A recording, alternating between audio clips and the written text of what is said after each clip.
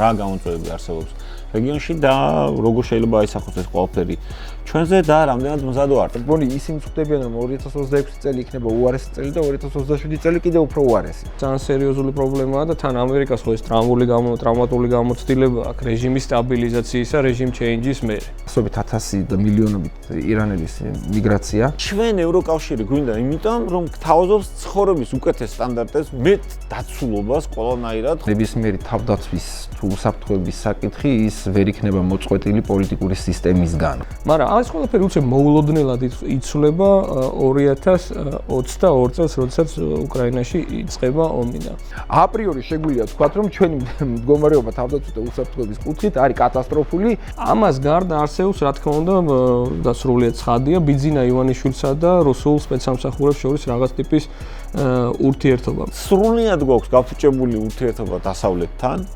რუსეთის გავლენების დასუსტება რეგიონში პრინციპში გრძელდება. ამ დროს ჩვენ გვაქვს უსაფრთხოების და თავდაცვის სისტემა, რომელიც ღმერთმა იცის ამ მდგომარეობაში. ეხლა წამოტივტივებული თემა არის, საერთოდ ახალციხელი თურქების, ანუ ეს თურქი-მესხების თემა არის და ამ კონფლიქტოგენურ სამყაროში რო გადარჩე საჭიროა სწორი მოკავშირეები და ბ საკუთარი ძლიერი სახელმწიფო ინსტიტუტები, მათ შორის ჩვენ სფეროში თავდაცვა უსაფრთხოებაში ოპტიმისტური სცენარის აგება არის სისულელე.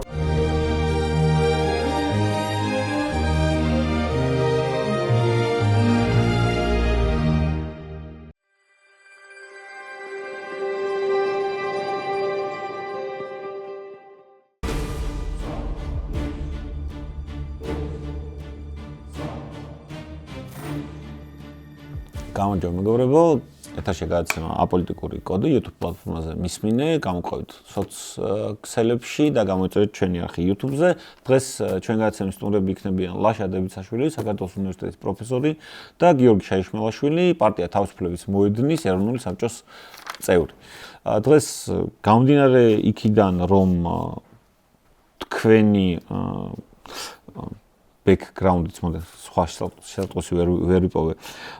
გამომდინარე იქიდან, რომ თქვენც თავდაცვი და უსაფრთხოების სფეროში დიდი ხანი მუშაობდით და მეც დღეს ვისაუბრებთ ირანზე და რეგიონულ გამოწვევებზე ჩვენი ქვეყნის რა გამოწვევები არსებობს რეგიონში და როგორ შეიძლება აისახოს ეს ყველაფერი ჩვენზე და რამდენად მზად ვართ. იმიტომ რომ მე ძალიან ხშირად ვსვამ კითხვას, რომ იმ პირობებში, როდესაც საქართველოს თავდაცვის მინისტრი, ადამიანი, რომელიც 3 წლის განმავლობაში იყო თავდაცვის მინისტრი, ხოლმე ერთი საქმე ამოუქეკეს და კორუფციული, ხო? და ამ კონტექსტიდან გამომდინარე, მე უსაფრთხოების უფროსიც რო კორუფციაშია, ეჯონდანელი, პრემიერ-მინისტრმა რო საპროცესო შეთანხმება გააფორმა, ყოფილმა რა მდგომარეობაში შეიძლება იყოს ჩვენი თავდაცვის სისტემა, ხო? იმიტომ ძალიან დიდი ხანია, რაც რავი ხა კაცობრიობა განვითარდა და კაცობრიობის განვითარებას ნახტომისებურად ხშირ შემთხვევაში ომი ხელს უწყობს და ძალიან დიდი ხანია, რაც აბჯარნით უნდა ხისანი, წარსულში დარჩა, ხო? ეხლა არ არის ის ხანა, რომ ერთ-ერთზე ბრძოლა საჭირო გახდეს. უკრაინაში მაგალითად ფრონტის ხაზზე, ანუ ადამიანი დაცულად ვერ ხარო 30 კილომეტრშიც კი რომელიღაც დრონის ოპერატორიდან, რომელიც ზის და ჯოისტიკით მართავს ამ მოუკდინებელ იარაღს, ხო? და ანუ რა მდგომარეობა თქვათ ამ ხრივ ჩვენთან, მაგრამ მოდი ირანით დავიწყოთ. მაინც ანუ ირანში როგორც ჩანს პირველმა ტალღამ ამ ყველაფერს გადაიარა, ანუ სისხლში ჩაახშვეს, რასაც ქვია პროტესტები და პლუს მე მენიშნა ვოლსკის განცხადებაც, რომელმაც თქვა, რომ ანუ ეს ირანში რაღაც არეულობა და რაღაცები არ გვაწყობს. თქვენი აზრით, ანუ რა გველის ირანში რა, პლუს კიდე იმის გათვალისწინებით, რომ ამერიკული დაჯგუფებაც ირანის ირგვლივ მეტნაკლებად მაინც ძლიერდება და იკვრება. რა გველის ირანში და რა სცენარები შეიძლება განვითარდეს და რამდენად ჩვენთვის შეიძლება იყოს საჭირო ეს ყველაფერი. ზოგადად რთულია ეხა წინასწარმეტყველება სად რა მოხდება, მაგრამ თან ჩვენ ვიცით, რომ ჩვენ ბევრი რამ არ ვიცით. ანუ კი რაღაც ჯარების გადაადგილებას უყურებთ, ხედავთ რაღაც ინფორმაცია მოდის, რომ ამდენი ხალხი მოკლეს, ვიცით, რომ ძალიან დაცემული არის ნდობა ზოგადად ირანის ხელისუფლების მოსახლეობაში, ვიცით, რომ ეკონომიკური კრიზისია კატასტროფული, პრაქტიკულად ეკონომიკა არ არსებობს, ფინანსური ინსტიტუტები ძალიან სერიოზულ პრობლემას განიცდიან, ანუ ბანკროტის ტალღა არის ფინანსური ინსტიტუტების ბანკების ირანში. და ამ ყველაფრის ფონზე ეს ყველაფერი თან ერთვის იმას, რომ ცოტა ხნის წინ იყო 12 დღიანი ზაფხულში იყო ივნისი თუ სწორად მახსოვს, იყო ეს 12 დღიანი ომი. როცა ისრაელმა რბილად რომ თქვა გაინავარდა ირანის ცაში და ის პროგრამა მინიმუმი რაც ჰქონდა ისრაელს სამხედრო თვალსაზრისით ის შეასრულა. ეხლა რაც არ უნდა სცენარი გვინდოდეს ჩვენ დავხატოთ, ეს სცენარი ვერ მოშორდება ამ რეალიებს, ანუ ცვლადებს დავარქვათ ესე, ანუ ცვლადებს რაც ფაქტობრივ ცვლადებს რაც არსებობს. და ყველაზე მთავარი ცვლადი ჩემთვის არის ის, რომ ერთი ირანის რეჟიმი არის როგორც მინიმუმ უმრავლესობაში ირანის მოსახლეობისთვის არის სრულიად არალეგიტიმური, მისი ნდობა არის აბსოლუტურად მოშლილი. ეკონომიკა არის განადგურებული, რაც ბუნებრივია კიდევ დამატებით აღვივებს ამ პროტესტის გრძნობას და უნდობლობას ხელისუფლების მიმართ, ანუ მის უუნარობას აჩვენებს ზოგადად მართოს ქვეყანა ეკონომიკური თვალსაზრისით. აქ უამრავი კიდევ სხვა პრობლემა ემატება, წყლის პრობლემა და ენერგეტიკული პრობლემები ირანში. ამას ემატება ის, რომ ისრაელისთვის ირანის პრობლემა არ არის სტრატეგიულად დღის წესრიგიდან მოხსნილი, იმიტომ რომ ბირთვული პროგრამას ცალკე კიდე ის აქვს, რა ვქეთ, თავისი კუდები აქვს, ანუ ის ასე თუ ისე არ არის დასრულებული საბოლოოდ, სამხრივად დადასტურებულად, რომ თქვათ, რომ ირანი წყვეტს საბოლოოდ ბირთვულ პროგრამაზე მუშაობას, ესე არ არის. ირანი აგრძელებს თავის როგორც გვინეს დავარქვათ, მზაკრულ თუ სტრატეგიულ წინააღმდეგობას და დაპირისპირებას ისრაელთან. შესაბამისად, იმისთვის რომ ახლა ისრაელის გადმოსახედიდან რომ შევხედოთ, პრობლემა თუ გვინდა რომ საბოლოო სტრატეგიული გადმოსახედიდან მოიხსნას, უნდა შეიცვალოს რეჟიმი. და ეს მარტო ახლა ისრაელის კეთილი სურვილი არ არის, ძალიან ბევრი ცვლადები ემთხვევა ამას, შიდა ცვლადები და გარე ცვლადები, რომელიც ქმნის ძალიან ხელსაყრელ სიტუაციას იმისთვის, რომ ეს ცვლილება ჩვენ ვიხილოთ, რეჟიმის ცვლილება, იქნება ეს შიდა წნეხის, გარე წნეხის, ცალ-ცალკე თუ ერთობლიობაში, მაგრამ რაღაცნაირად, აი როგორც იტყვიან, ცაში ეს ვარსკვლავების განლაგება ისე ლაგდება, რომ საბოლოო ჯამში სისტემურად საერთაშორისო ურთიერთობების კონტექსტიდანაც სისტემურად ჩნდება რაღაცნაირად ესეთი აუცილებლობა, რომ გვინდა არ გვინდა, მაგრამ იქითკენ მივდივართ, რომ რეჟიმი უნდა შეიცვალოს. ეხლა აღარ ვილაპარაკებ, ეხლა რამდენად შედის თეთრი სახლის ტრამპის ადმინისტრაციის ინტერესში ირანის ცვლილება. იქიდან გამომდინარე, რომ ვენესუელაში რაც მოხდა, ერთგვარი წამახალისებელი არის სხვა სამხედრო ინტერვენციებისთვისაც, დაინახა რა. და ვენესუელა არ იყო პირველი, ხო? იყო პირველი ისევ ირანი იყო, როცა ბირთვული პროგრამა განადგურდა, ძალიან მშვენივრად ჩაიარა, შემდგომ ვენესუელა და ეს ერთგვარი ტრიგერივით არის იმისთვის, რომ მოდი ახლა გავაგრძელოთ ეს საერთაშორისო დონეზე ამერიკული ლოკომოტივის სვლა, აქამდე წარმატებული იყო, პლუს ეს ქმნის ძალიან მნიშვნელოვან დღის წესრის საინფორმაციო სივრცეს ავსებს, იქით კიდე ცალკე გრენლანდიასთან ერთად. და შესაბამისად იქნება ისეთი გარემო, რომ გვინდა არ გვინდა, მაგრამ რაღაცაირად ვიჯერებთ, რომ ძალები, თუ როგორ ვთქვათ, ღრუბლები ნელ-ნელა ცაში, ესე ვთქვათ, როგორ ვთქვათ, გროვდება იმისთვის, რომ საბოლოოდ დაგქუხოს და ირანის თავზე და საბოლოო ჯამში ვიხილოთ რეჟიმის ცვლილება. ეხლა ჩემი გადმოსახედიდან რეჟიმი აუცილებლად შეიცვლება. მე არ მჯერა ამას გავიმეორებ იმ ანალიტიკოსების და ექსპერტების რომლებმაც თქვეს რომ რეჟიმი გადარჩა და რეჟიმი ახლა გადავა რეპრესიულ იმ დონეზე რომ საბოლოო ჯამში გაიმტკიცებს მდგომარეობას და ამით კიდევ გაიხანგრძლივებს მდგომარეობას მე ვფიქრობ რომ არა სოფლიო ისტორიაში ძალიან ბევრჯერ ყოფილა რომ რეჟიმების სწორედ აი ამ სისხლიანი რეპრესიული ეტაპების შემდეგ გარკვეული მოკლე პერიოდის განმავლობაში ხდებოდა მათი სრული ჩამონგრევა ანუ ერთ-ერთი მკაფიო მაგალითი იგივე რეგიონიდან ეს არის ასადის რეჟიმი როცა სისხლში ჩაახშო რეჟიმი მოწინააღმდეგეები აბსოლუტურად თითქმის მთლიანი კონტროლი მოიპოვა ქვეყანაში მაგრამ საერთო ჯამში ის ეკონომიკური კატასტროფა ის აბსოლუტური უნდობლობა საზოგადოებაში ის ტერორი რაც მათ დაამყარეს აღმოჩნდა ძალიან კარგი საფუძველი იმისთვის რომ გარედან პატარა ბიძგმა ჯულანის სახით გამოიწვია მთელი სისტემის ჩამოშლა შიგნიდან. დაახლოებით ისეთივე ბიძგი იქნება ჩემი გადმოსახედიდან ამერიკის შეერთებული შტატების ოპერაცია, რომელიც ალბათ მე კი ვთქვი 2-დან 4 კვირამდე, მაგრამ დაახლოებით ეს პერიოდი მგონია რომ ერთ თვეში ეს ოპერაცია განხორციელდება, ნამეტანი გაწელვაც არ შეიძლება, მაგრამ არავინ იცის სამხედრო ქვედანაყოფების იქ მობილიზება, გადასროლა საერთო ჯამში რა პერიოდს მოიცავს, იმიტომ რომ ჩვენ არ ვიცით რა მასშტაბის სამხედრო ოპერაცია იქნება დაგეგმილი, საერთო ჯამში გასაგებია რომ ეს ოპერაცია უნდა მოიცავდეს პოლიტიკური ძალაუფლების ინფრასტრუქტურის განადგურებას მთლიანად, ისე როგორც გუშაკთა კორპუსის სრული ინფრასტრუქტურის მოშლას და განადგურებას. არა შეერაღებული ძალების, იმიტომ რომ შეერაღებული ძალები ეს არის ის საფუძველი, რასაც უნდა დააყრდნოს რეჟიმის წინააღმდეგ შეერაღებული აჯანყება. იდეაში ლოგიკურად რომ იმჟელოთ, ეს უნდა იყოს გეგმა.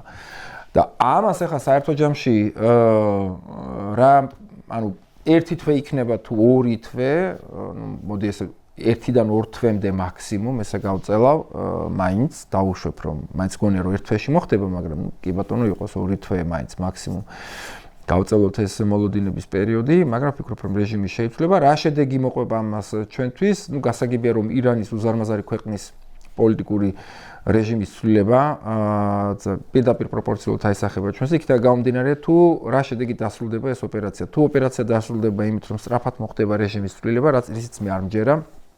უფრო მჯერა რომ იქიდან გამომდინარე რომ რეჟიმს მილიონობით ყავს მომხრე, 1 და 2 მილიონზე არ არის აქ საუბარი, ვფიქრობ და არა მხოლოდ მომხრე, არამედ გარე მხარდამჭერები, როგორც არის ჩინეთი, რუსეთი და სხვები, ვფიქრობ რომ ერთგვარი რაღაც სამოქალაქო დაპირისპირების სცენარს მივიღებთ იქ, ცოტა ხანგრძლივი სისხლის მღვრელი დაპირისპირებით ირანში და ეს იქნება რაღაც გარკვეული მომდევნო როგორც მინიმუმ 1-2 წელიწადი ირანში იქნება რაღაც სამოქალაქო ომის მსგავსი სიტუაცია. საკმაო არეულობით, საკმაო ქაოსით, საკმაო სისხლისღვრით და აი ამაზე უნდა ავიღოთ ჩვენი გადმოსახედიდან აქცენტი, რომ ფოკუსი ამაზე გავასწოროთ, რა მოლოდინები უნდა გქონდეს. რა თქმა უნდა, ეს გულისხმობს ასობით ათასი და მილიონობით ირანელის მიგრაცია.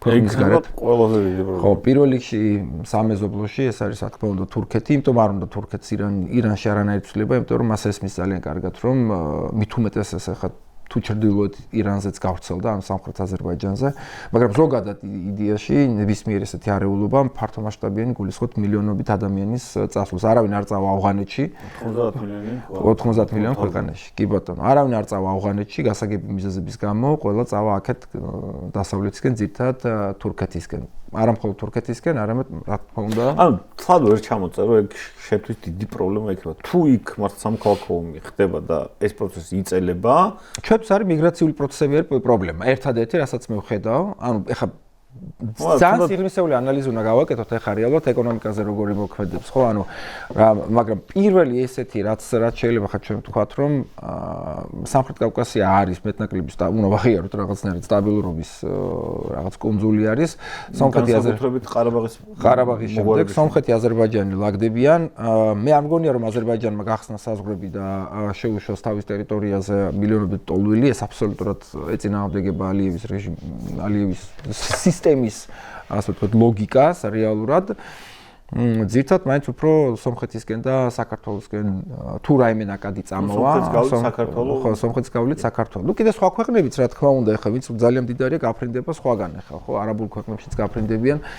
აქ ეხლა ჩვენთან ჩამოვა ის, ვისაც სხვაგან წასასვლელი არ იქნება, მაგრამ საკმაო ფინანსური რესურსი აქვს, რომ აქ ჩამოვიდეს და პირობითად გამოიზამთროს, მაგრამ ნუ აი ამას უნდა უყუროთ. სხვა მხრივ რეგიონალური არეულობა და ცვლილება, იმიტომ რომ ირანი ახლა გასაგებია. ირანში არეულობა, ახლა იქ ორმუზის სრუტის გადაკეთვაზე არის საუბარი, ნავთობის ფასების დაცემაზე თუ აწევაზე არის საუბარი. ბევრი ფაქტორი არის, რასაც ახლა ბუნებრივია ჩვენ ახლა მარტივად ესე ვერ განვიხილავთ, ავტომატურად რა მოხდება, მოახერხებს ირანი ორმუზის სრუტის გადაკეთვას, არ მოახერხებს, მიეცემ ამის ტექნიკური საშუალება, მიცემენ ამას ამერიკელები თუ არ მიცემენ, რამდენად სწრაფად ჩამოიშლება, ხო, ეს გუშაკთა, ისლამურ გუშაკთა კორპუსის სტრუქტურა, ისე რომ ვერაფერს რეალურად წინააღმდეგობის გაწევას შეძლებენ თუ ვერ შეძლებენ, განსაკუთრებით ორმუზის სრუტესთან დაკავშირებით, ან ნავთობი ინფრასტრუქტურის შენარჩუნების, ან განადგურების თვალსაზრისით, ეს ჩვენ ბუნებრივი არ ვიცით, იმიტომ რომ ამაზე ინფორმაცია მაგრამ ეს გამოჩნდება ძალიან მალე. კი. ხო, ზურა, მადლობა მოწვევისთვის პირველად ვარ შენთან პოდკასტში. არსებითად ლაშამ რამდენი ორი რაღაცა თქვა, რაც დამამახსოვრდა, უბრალოდ ორი მნიშვნელოვანი თეზისი თქვა, რასაც გავაგრძელებდა დავით თანხმები პირველ რიგში. პირველი მან თქვა, რომ რეჟიმის ჩამოშლა გარდაუვალია და ვიტყვი ჩემს მოსაზრებას, რატომ არის ჩემი აზრითაც ეს ამბავი გარდაუვალი, მაგრამ ამასობაში მიუხედავად იმისა, რომ თითქოს გასაგებია ანუ ირანის რეჟიმის შეცვლა და იქაური თეოკრატიის დამარცხება რას უნდა ნიშნავდეს რეგიონისთვის და საერთოდ ზოგადად სოფლიოსთვის, მაინც უნდა უთხრათ ალბათ მაყურებელს ეგაც რა, რომ მე ჩემთვის რაღაცა საინტერესო ფრეიმით, საინტერესო ჩარჩო მისცა ამ ამბავს 2022 წელს აქვს სტივენ კოტკინს გამოქვეყნებული ძალიან კაი სტატია Foreign Affairs-ში, ჟურნალში სათაურით ცივი ომი, რომელიც არ დასრულდა და მოკლედ ძირითადი ჰიპოთეზა რის ირგვლივ აგებს იცი სტატიას, რომ ცივი ომი არ დასრულდა საბჭოთა კავშირის დაშლასთან ერთად, იმიტომ რომ მანამდე 79 წელს მოხდა მნიშვნელოვანი მოვლენა. და ერთი მხრივ ლაპარაკობს ირანის გადატრიალებაზე და იქ ესე იგი რევოლუციაზე და მეორე მხრივ ლაპარაკობს 70-იან წლებში ჩინეთის ახალი ტიპის მოდერნიზაციაზე, ანუ როდესაც მან ჩინეთმა რაღაცნაირად მოახერხა და ერთპარტიული ავტორიტარიზმის ქვეშ რაღაც ტიპის ეკონომიკური რეფორმები განახორციელა, თუმცა ამით ის მაინც იქცა დასავლური სამყაროს მეტოქით. ხო და მოკლედ ანუ რისი თქმა მინდა რომ თუ ამაზრით თუ ეგ ყველაფერი სწორია რომ ცივი ომი ვერ დასრულდა საბჭოთა კავშირის დაშლასთან ერთად იმის გამო რომ ანტილიბერალურმა თავისუფლების წინააღმდეგ ძალებმა გადაჯგუფება, სახის შეცვლა, ტრანსფორმაცია მოახდინეს 70-იან წლებში და ამ თვალსაზრისით მნიშვნელოვანი ფორპოსტი იყო ირანი, რომელიც თავისი ამ რა ქვია რამდენიმე მაგრატლით ჰეზბოლა, ჰამასი და სხვები და რუსეთის და ესე იგი მოსკოვის და თეირანის ურთიერთობები და ამავდროულად თეირანის და ჩინეთის ურთიერთობები. თუ ეს ყველაფერი სწორია, მაშინ ამ რეჟიმის შეცვლა ზოგადად თავისუფლებისკენ ბრძოლაში მიუხედავად იმისა, რომ ეს სამყარო დღეს ითვლება პრინციპში საუკეთესო ადგილად, ანუ ჩვენ ბევრი გვესმის ავტორიტარიზმის აღზევებისა და დემოკრატიის უკუსვლის შესახებ, ხო და ამის ბევრი რაღაცა ემპირიული მაგალითი გვაქვს ბოლო პერიოდში, ანუ აი სტრონგმენების გაძლიერების, მაგრამ როგორც ჩანს, შეიძლება ეს ამ რეჟიმის დამარცხება იყოს ამ სტრონგმენების, ანუ ამ ავტორიტარებისთვის გამოცლილი ისეთი ქვა, რომელმაც შეიძლება მართლა შეუქცევადი ხასიათი მიიღოს და მოკლედ თავისუფალი სამყაროსთვის ეს იქნება ცალსახად დიდი გამარჯვება. რაც შეეხება იმას, რატო შეიძლება მოხდეს ეგას, ახლა მაინდა-მაინც ლაშამ გაუსვა ხაზი მაგ სტრუქტურულ ფაქტორებს, აშკარაა რომ რეჟიმმა თუ დავაკვირდებით წინააღმდეგობის შინაარსს, ხა რომელმაც იფეთქა, ხო? სხვა წინააღმდეგობებისგან განსხვავდება რამდენიმე რამით, გასაგებია რომ ეკონომიკურ ფაქტორებს მნიშვნელოვანი იყო ხო ინფლაციის შედეგად. ასე შემდეგ დაიწყო თვითონ ეს ყველაფერი ამ გრანდ ბაზარში, მაგრამ მნიშვნელოვანი ამბავი არის ის, რომ რეჟიმის მოწინააღმდეგეები ამ შემთხვევაში რეჟიმისგან კი არ ითხოვენ, როგორც გასულ შემთხვევებში იყო რაღაც ტიპის ლიბერალიზაციას, რეჟიმის გაკეთილშობილებას, არამედ რეჟიმის სრულ დემონტაჟს. და ამ აზრითაც როგორც ჩანს, რეჟიმმა ამოწურა თავი ის რითიც ის დიდხანს ინარჩუნებდა ხოლმე ძალაუფლებას. რა იყო ეგ როგორც წესი, განსაკუთრებით ირანის პრეზიდენტების მონაცვლეობას თუ დააკვირდები, როგორც წესი რეჟიმი მიდიოდა ზოგიერთ პერიოდში რეპრესიების პიკს რო აღწევდა, მერე იწყებდა ხოლმე რაღაც ტიპის შიდა დაშვებულ ლიბერალიზაციას, რა და ეგ რესურსი ამოწურა როგორც ჩანს, იმიტომ რომ ირანელ ხალხს აღარ ჯერა ამ ტიპის ლიბერალიზაციისა, რომელიც შეიძლება მათთვის მისაღები იყოს და მეორე მხრივ რეჟიმს არ აქვს შიდა რესურსი იმისი, რომ რეალურად გათავისუფლდეს ამ ყველაფრისგან, იმიტომ რომ ლაპარაკია აიათოლაზე, რომელიც ერთპიროვნულად მართავს, ხო, ამ ყველაფერს. ხო, ამ ცვლილებისთვის იქნება თუ არა საკმარისი ეს ყველაფერი, რაც შიგნით ხდება. და საჭიროა თუ არა საგარეო ინტერვენცია, როგორც ლაშამ თქვა, როგორც ჩანს საჭიროა და საგარეო ინტერვენციისთვის საკმარისი არგუმენტები და აპეტიტი არსებობს, როგორც ისრაელში, ისე ამერიკის შეერთებულ შტატებში. როგორც ჩანს, ამ წუთას თავშეკავება თუ გადავადება თუ აი ეს დროის ჰორიზონტი, რომელიც ლაშამ ახსენა, დაკავშირებულია მომზადებასთან, იმიტომ რომ ავიამზიდების ალკოჰოლისთან. ეხლა იცი რა არის ავიამზიდების მიგორება თუ მიცურება არის ერთი ამბავი, მაგრამ ამავდროულად აქ იმდენად პოლიტიკურ გადაწყვეტილებაზე კი არ არის ლაპარაკი ჩაერიონ თუ არა. როგორც ჩანს პრობლემა ხედავენ იმ ამბავს, რომ ჩარევა ავტომატურად აძლიერებს თუ არა წინააღმდეგობას, იმიტომ რომ თქვათ იგივე ისლამური რევოლუციის გუშაგთა კორპუსის ინფრასტრუქტურის განადგურება და მოსახლეო, ანუ არ ნიშნავს იმას, რომ რეჟიმს მოსახლეობაზე პირდაპირ რეპრესიების ყველა მექანიზმი იმ წუთას ვერ ერთმება რა.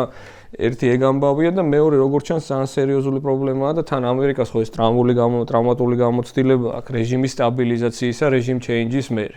ხო, ანუ ეგ არის ძირითადი შიში, რომელიც ეფუძნება მათსავე ისტორიულ გამოცდილებას ერაყში და სხვაგან, ავღანეთი, ერაყი და სხვაგან, ხო და როგორც ჩანს ამ ინფრასტრუქტურის მომზადებას ინტერვენციისთვის გარკვეული დრო ჭირდება რა. ერთადერთი რასაც ლაშას არ დავეთანხმები კი არა, სრულიად სასახარო ერთ-ერთი სცენარი არის ეს, რომ სტაბილიზაცია სწრაფად ვერ მოხდეს, ვერ განხორციელდეს რეჟიმის ცვლილების შემთხვევაში. და ეს შესაბამისი რისკები გვიდგება, მათ შორის დევნილთან აკადემიის სახით, რაზეც იყო ლაპარაკი, მაგრამ მეორე მხრივ არსებობს უფრო ოპტიმისტური სცენარები. უბრალოდ ჩვენ სფეროში და ლაშა მე მგონი მაგას ეყრდნობა, რომ ხო იცი ოპტიმისტური სცენარები როგორც წესი არ რეალიზდება რა და არც შეიძლება რომ შენ ამის ირგვლივ ვააგო, შენი დაგეგმვა, ხო? თავდაცვალ საფრთხეობაში ოპტიმისტური სცენარის აგება არის სისულელე. კი, ამიტომ შენ აგებ ნეგატიურ სცენარზე ამ დაშვებაზე, რა ქვია მაგას, შენსავე საგარეო და უსაფრთხოების პოლიტიკას და ამის შემდეგ შესაბამისად იქცევი და ბოლოს ერთი რაღაცა მინდა ვთქვა, რომ ამ რისკების მიუხედავად, რომელიც შეიძლება დაგვიდგეს ლაშამ რაც ლაპარაკა, ეს თავისთავად აქედან ჩემი აზრით არ გამომდინარეობს სიფრთხილის ის ხარისხი, რომელიც ქართულმა ოცნებამ აჩვენა რა თავს მიუწევ უფლებას და ამაზე ვიტყვი, რომ მე მგონია რომ ამ ხალხმა არა მარტო ამ ირანის кейსის შემთხვევაში ზოგადად შეგვიქმნეს რაღაცნაირი ცრუ დილემა, რითიც შეგვაშინეს ყველა და ეს ცრუ დილემა რა არის, რომ თითქოს თუ ხარ პატარა სახელმწიფო, აუცილებლად შენი საგარეო პოლიტიკური პრაგმატიზმი უნდა ეფუძნებოდეს ანტიდასავლურობასაც და ეგრე არ არის. სინამდვილეში შენ შეიძლება გქონდეს სამეზობლოში ძალიან პრაგმატული საგარეო პოლიტიკა, სადაც ყველა ჯურის ავტორიტარს თანაბრად ელაპარაკებ, მაგრამ იმავდროულად იყო ძალიან დასავლური. და გქონდეს ძალიან კარგი ურთიერთობები როგორც ბრიუსელთან, ისე ვაშინგტონთან, იმიტომ რომ ამ ორივე ცენტრში და სხვაგანაც შენს პარტნიორებს ძალიან კარგად ესმით, რომ შენ გაქვს შენი კონტექსტი და ამ კონტექსტიდან გამომდინარე ისინი გაძლევენ თავისუფლებას, რომ საგარეო პოლიტიკა იყოს შენი სუვერენული, ამაზრით თავისუფალი, რომ შენი პრინციპების და შენი საჭიროებების მიხედვით ააგო და ეს არამც არ უნდა ნიშნავდეს, რომ შენ მაინდამაინც ანტიდასავლური უნდა იყო თუ პრაგმატული ხარ რა. ეგ მაგას ცდილობენ რომ დაგვაჭირონ და ჩემი აზრით ეგ არის ცრუ დილემა, რასაც ქმნიან.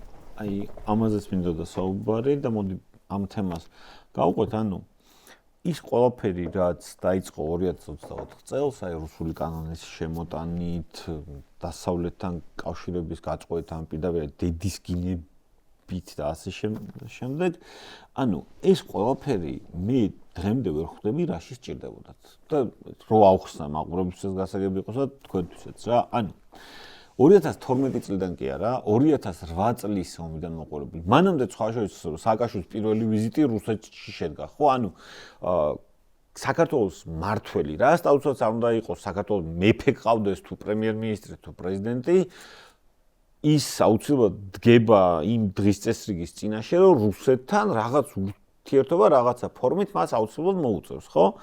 2008 წლის მერე რომ გავიხსენოთ, მე ხა ყველაზე მეტად რაც გონებაში, მეხსიერებაში მაქვს ჩარჩენილი, ვანო მერაბიშვილის ცნობილი გამოსვლა, სადაც პრაქტიკულად ციტირებას ახდენს ვესპასიანესი, რომ ფულსუმი არ უდის, რომ რუსული ინვესტიციები კარგია, რუსული ტურიზმი კარგია და ამ შემდეგ, ანუ უვიზო დაწესდა მაშინ სამთვიანი რუსეთის მოქალაქეებისთვის და გახსოვთ ეს ყველაფერი, ხო? ანუ 2012-დან 2024 წლამდე პერიოდშიც, ანუ რუსეთთან გვაქვს რაღაცა ისეთი ძალიან ფრთხილი პოლიტიკა, მოდი ესე ვთქვათ, ეს ჩამოვაყალიბოთ, მაგრამ ეს ამ პოლიტიკასთან ერთად ჩვენ მივდივართ რაღაც ევროპისაკენ, ხო? ან მივდივართ იმისკენ, რომ გავხდეთ ევროკავშირის წევრები. და ახლა ეს ევროკავშირის წევრობა, მოდი ძალიან პრაგმატულად შევხედოთ რა, ანუ საქართველოს მოსახლეობის უმრავლესობას ევროკავშირთან წევრობა იმის გამო უნდაო, რომ პირობითად, რავი, დიოგენე ევასება თუ რაღაც თუ კიდე წაუკითხავს და სენეკაზია გაზრდილი, ტყუილი იქნება, ხო? ანუ ევროკავშირში საქართველოს მოქალაქე მიდის, იმიტომ რომ იქ ცხოვრების უკეთესი პირობები აქვს. სენეკაზე გაზრდილი იტალიელიც ძალიან ცოტა გასვლა. კი, ბუნებრივია, ანუ ჩვენ ევროკავშირი გვინდა, იმიტომ რომ გთავაზობს ცხოვრების უკეთეს სტანდარტებს, მეტ დაცულობას ყველანაირად, ხო, ანუ ხა მიდი საქართველოს მოქალაქე აქიდან, იმიტომ რომ იქ იმკურნალოს ელემენტარულად, ხო, უკეთი ცხოვრობს და ამავდროულად და უამრავი ჩვენიანი არის იქ, ხო? და ანუ ისევ და ისევ 2024 წელს, როდესაც თითქოს ყველაფერი ძალიან კარგადაა ამ მიმართულებით და რუსეთსაც ამაზე არ აქვს რაღაც დიდი პრეტენზიები, ჩვენთან გავითვალისწინოთ ის რეალობა, რომ არც დიდად სანქციებს მიუვერთდით და ამის გამოც არავის არ დაუშჭიხარ და ნუ ეხა ჩვენ ეხა თავს იმდენ პატივს ვცემთ, რომ ამათ ომში ჩათრევაზე არ ვლაპარაკოთ, მაგრამ მაყურებლის რაღაც ნაწილი მაინც ხო დაარწმუნოს ამ სისულელეს თუ გვერდზე გადავდებთ, რომ გლობალური ომის პარტია და deep state-ი, რომელმაც ესე იგი ღარიბაშვილი და დინარაძე და პაპუაშვილი და ბურჭულაძე და ასე შემდეგ ლეგიონია მათი სახელი, ანუ ეს ტიპები ვერ ჩაითრია. რა და მე აღმოჩნდება, რომ ლილუაშვილი $1 მილიონ იყი და თურქმა გენერალურმა მენეჯერმა, რაღაც დიდმა მაგნატმა კი არა. აი ჩვეულებრივმა დიდი ბიზნესმენის მორჩილმა მენეჯერმა იყი და შენი უსაფრთხოების უფროსი $1 მილიონ და მე ეს ხალხი გეუბნება ომში მithრევენ. ანუ ამ სიტუაციას თუ გამოვრიცხავთ, არავითარი მიზეზი, რაციონალური მიზეზი, რომ ჩვენ ამათთან, ანუ დასავლეთთან ურთიერთობა ამ დონეზე გაგვეფუჭებინა, არ არსებობდა. რა? ანუ რაც შენ თქვი, რა მიმართულებით ვარ წავედით და ანუ ხა დღეს ჩვენ ვდგებით სიტუაციაში, როდესაც სრულიად გვაქვს გაფუჭებული ურთიერთობა დასავლეთთან, ხო? ვერ ვიტყვი რომ რამე დაალაგდა პირობითად რუსეთთან, ჯერ რუსეთთან რო დაალაგდეს ელემენტარული რუსეთში უნდა იყოს ის სიტუაცია, რომ იქ ვინმესთან დაალაგდე, ხო? პირობითად რა, ანუ იქაც საკმაოდ ისეთი მოვლენებია ტურბულენტური, მაგას ამით შემოვიფარგლოთ. და ამ დროს ჩვენ გვაქვს უსაფრთხოების და თავდაცვის სისტემა, რომელიც აი ღმერთმა იცის ანგლომერეობაში. ახლა პირობითად რო ავიღოთ ჩვენ უსაფრთხოების და თავდაცვის სისტემა. ჯერ დავიწყოთ იქიდან, რომ 3 წლის განმავლობაში საკმაოდ დიდი ხანი იყო, თუ არ ვცდები, ვარდიკოს მეორეა ეგ ხანგრძლივობით თუ არ. 3 წლის განმავლობაში გამოდის, რომ კორუფციონერი იყო ჩვენი თავდაცვის მინისტრი. მანამდე იგივე ადამიანი იყო ფინანსთა მიმართულებით მოადგილე. ხო, ანუ ფინანსებიება რა მას. რა მდგომარეობაში შეიძლება იყოს ჩვენი, თქვათ, შეერაღება, ანუ რა შეერაღება გვექნება ამათ ხელში. მიახლოებით რომ ანუ რო დაგჭირდეს. კაი, იძახო ეხა დაუშვათ, რომ არაფერი გვემუქრება, ჩვენ ყველასთან ჯიგრულად ვართ, კარგად ვართ და ასე ხა. იმის გამო რომ შენ იძახო, რომ არაფერი გვემუქრება, ეგ ვერაგაცილებს შენ ვერაფერს. დაუშვათ რაღაც დაგემუქრა. რა ხდება? მაგ დროს რა მდგომარეობაში აი რა შეერაღება დაგხვდება, რა ტექნიკური აღჭურვილობა პირობითად, რა. და მეორე მომენტი, ანუ სამივე ვართ ამ მიმართულებით მეტნაკლებად ნამუშევარი, როდესაც აი დავუშვათ სამოქალაქო ხარ თუ სამხედრო პირი ახდენ, ვთქვათ, საფრთხეების შეფასებას, რაღაც სტრატეგიებს წერ და ასე შემდეგ. რა რაც გაუკეთებია მიგვიღია ამ ყველაფერში მონაწილეობა. მაგრამ ვინ უნდა მოგისმინოს? წარმოიდგინე, რომ აი ეს ყველაფერი მიგაქვს და ვისთან მიგაქვს.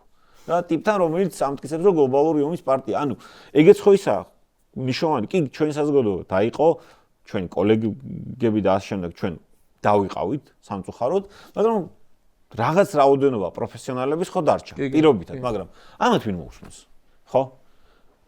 ანუ ვინ დარჩა ისეთი, რომ ამათ მოусმინოს და რა მოხდება მერე? დაუშვათ, რომ ვიღაც მაინც გაბედავს და ამათ დაუდებს რაღაცის დასკვნას, რომელიც ამათ არ მოეწონება და ამათ ხედვაში არ დაჭდება, რა. იცი რა არის, რამოდენიმე ესეთი ქვაკუთხედი შეკითხვა დასვი, ახლა ბევრი მოლაპარაკე მაგალითად. არა, ბევრი არა, ზუსტადაც რომ სწორედ იყო შემოფარგლე ის ფუძემდებლური ესეთ ფაქტორები, რის გამოც ან ძალიან პრობლემატურ შუქში თუ შუქჩრდილებში ჩნდება და ჩანს ჩვენი თავდაცვის სისტემა და იცი, ანუ აქ აი სწორი იყო აი ეს პოლიტიკური თემიდან დაწყება, იმიტომ რომ ნებისმიერი თავდაცვის თუ უსაფრთხოების საკითხი ის ვერ იქნება მოწყვეტილი პოლიტიკური სისტემისგან, ხო? იმიტომ რომ საერთო ჯამში ომი თუ უსაფრთხოება თუ თავდაცვა ის ემსახურება პოლიტიკურ ინტერესს. პოლიტიკური ინტერესი არის ქვეყნის უსაფრთხოების და უსაფრთხო განვითარების დაცვა, ამის ხელშეწყობა. როცა შენ სვავ კითხვას რატომ მოხდა ესეთი უცებ ცვლილება პოლიტიკური კურსის, რომლის არანაირი აუცილებლობა არ არსებობდა და ამას მე დავეთანხმები, იმიტომ რომ 2024 წლის საპარლამენტო არჩევნები პრაქტიკულად ქართულ ოცნებას რუსული კანონის შემოგდებამდე გარანტირებულად მოგებული ჰქონდა. ყველანაირი რაც კი ტარდებოდა ეს გამოკითხვები 2/3-საც თავისუფლად, ანუ არ დაჭირდებოდა ეს გაყალბება, ის რაც არსებობდა განწყობები საზოგადოებაში რუსული კანონის შემოგდებამდე, პრაქტიკულად გარანტირებულად აძლევდა ქართულ ოცნებას უპრობლემოდ საკონსტიტუციო უმრავლესობის მიღებასაც კი. სიტუაცია აირია მას შემდეგ, როცა ეს დატრიალდა ეს რუსული კანონი, როცა პირველი დარტყმა მათ მიიღეს, რომ მოუწიათ ამ კანონის გაწევა, შემდგომ ისევ შემოიყვანეს ეს კანონი, ისევ დატრიალდა ხელახლა ეს დაპირისპირება კონფლიქტი, საერთო ჯამში მე ეს გადაიზარდა იმ გაყალბებულ არჩევნებში და მივიღეთ სიტუაცია, რომ კომფორტული საკონსტიტუციო უმრავლესობიდან მათ მიიღეს არაკომფორტული გაყალბებული უმრავლესობა პარლამენტში. ეხლა ეს ყველაფერი ჩვენი შიდა გადმოსახედიდან, ხო? ვერ აიხსნება, მე ამას სხვა ახსნას ვერ პოულობ, გარდა იმისა თუ რომ აქ ჩვენ გვაქვს ისეთი პოლიტიკური სისტემა, უამრავი ფორმა არსებობს, ეპიტეტი, როგორც შეიძლება ამაში კლეპტოკრატია, შეიძლება ოლიგარქია და როგორც გინდათ ისე დავარქვათ. ეხლა შემოდის რაღაც ესეთი პროქსი მთავრობა, ესეთი რაღაცა ეს ახალი ტერმინი შემოვიდა რუსების, ასე კრემლის თითქოს პროქსი მთავრობა, ერთ-ერთი ის არის მიტაცებული სისტემა, პოლიტიკური სისტემა და ასე შემდეგ. მოკლედ, რაც არ უნდა ჩვენ ახლა ამას დავარქვათ. მთელი ეს პოლიტიკური სისტემა თავისი ნიშნებით მეტყველებს იმაზე, რომ ეს სისტემა არ არის აგებული ობიექტურ სახელმწიფოს ერის ეროვნულ ინტერესებზე. ანუ არ ემსახურება ამ ინტერესებს და შესაბამისად საიდანღაც ესეთი აბსოლუტურად ეროვნული ინტერესებისთვის არათავსებადი რაღაცა დირექტივა თუ აუცილებლობა მოვიდა, ან გაჩნდა და ამაზე მოხდა მთელი ამ პოლიტიკური სისტემის ახლა ორიენტირება სრულიად ანტიეროვნული ჩვენი ეროვნული ინტერესების საწინააღმდეგოდ დაიწყო ქვეყანამ სიარული. მიუხედავად იმისა, რომ ჯიუტად მაინც ფორმალურად აცხადებენ, რომ მიზანი მაინც ევროკავშირში გაწევრიანება არის და ასე შემდეგ. 3 თუ 4 დღის გამოაცხადა კიდევ, ხო. მე აღარ მინდა უკვე რა ამას რაღა უნდა.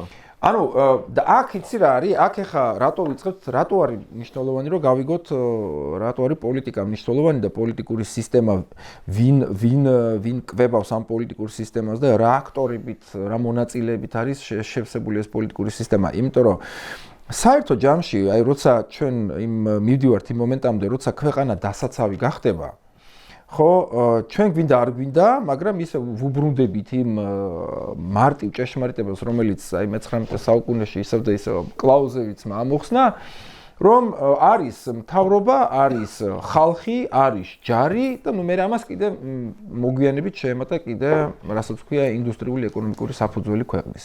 ხო, ანუ ამ 4 ელემენტი არის არსებითად მნიშვნელოვანი, რომ ქვეყანამ აწარმოოს ომი, დაიცვას საკუთარი თავი.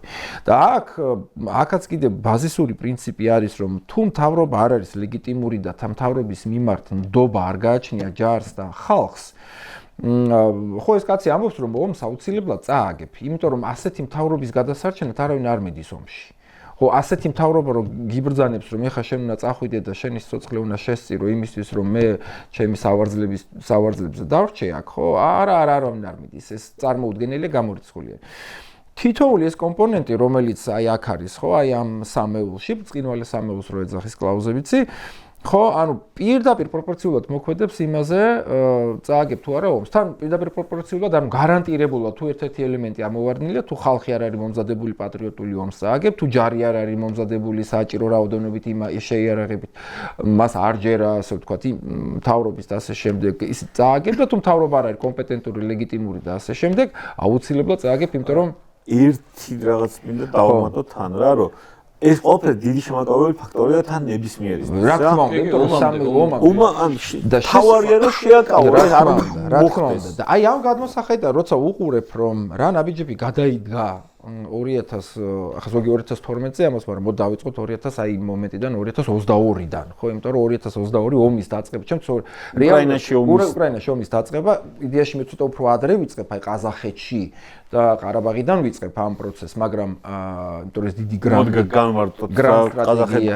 ხო, ანუ როცა ნაზარბაევის კლანი შეცვალა, ხო? როდესაც რუსეთი თავის უდევეთი მაშინ დაეხმარა, ასევე ის რომ აზერბაიჯანმა განახორციელა სამხედრო ოპერაცია ყარაბაღში და ანუ რუსებმა მოდი ეს უხეშად თქვათ მწვანე აუნთეს და სომხები ასე თქვათ გაწირეს ყარაბაღში, ეს ტყუილუბრალოდ ესე არ ხდება, აქ ბუნებრივია ჩემი გადმოსახედიდან ეს ჩვეულებრივი გარიგების, სტრატეგიული გარიგების თემა იყო.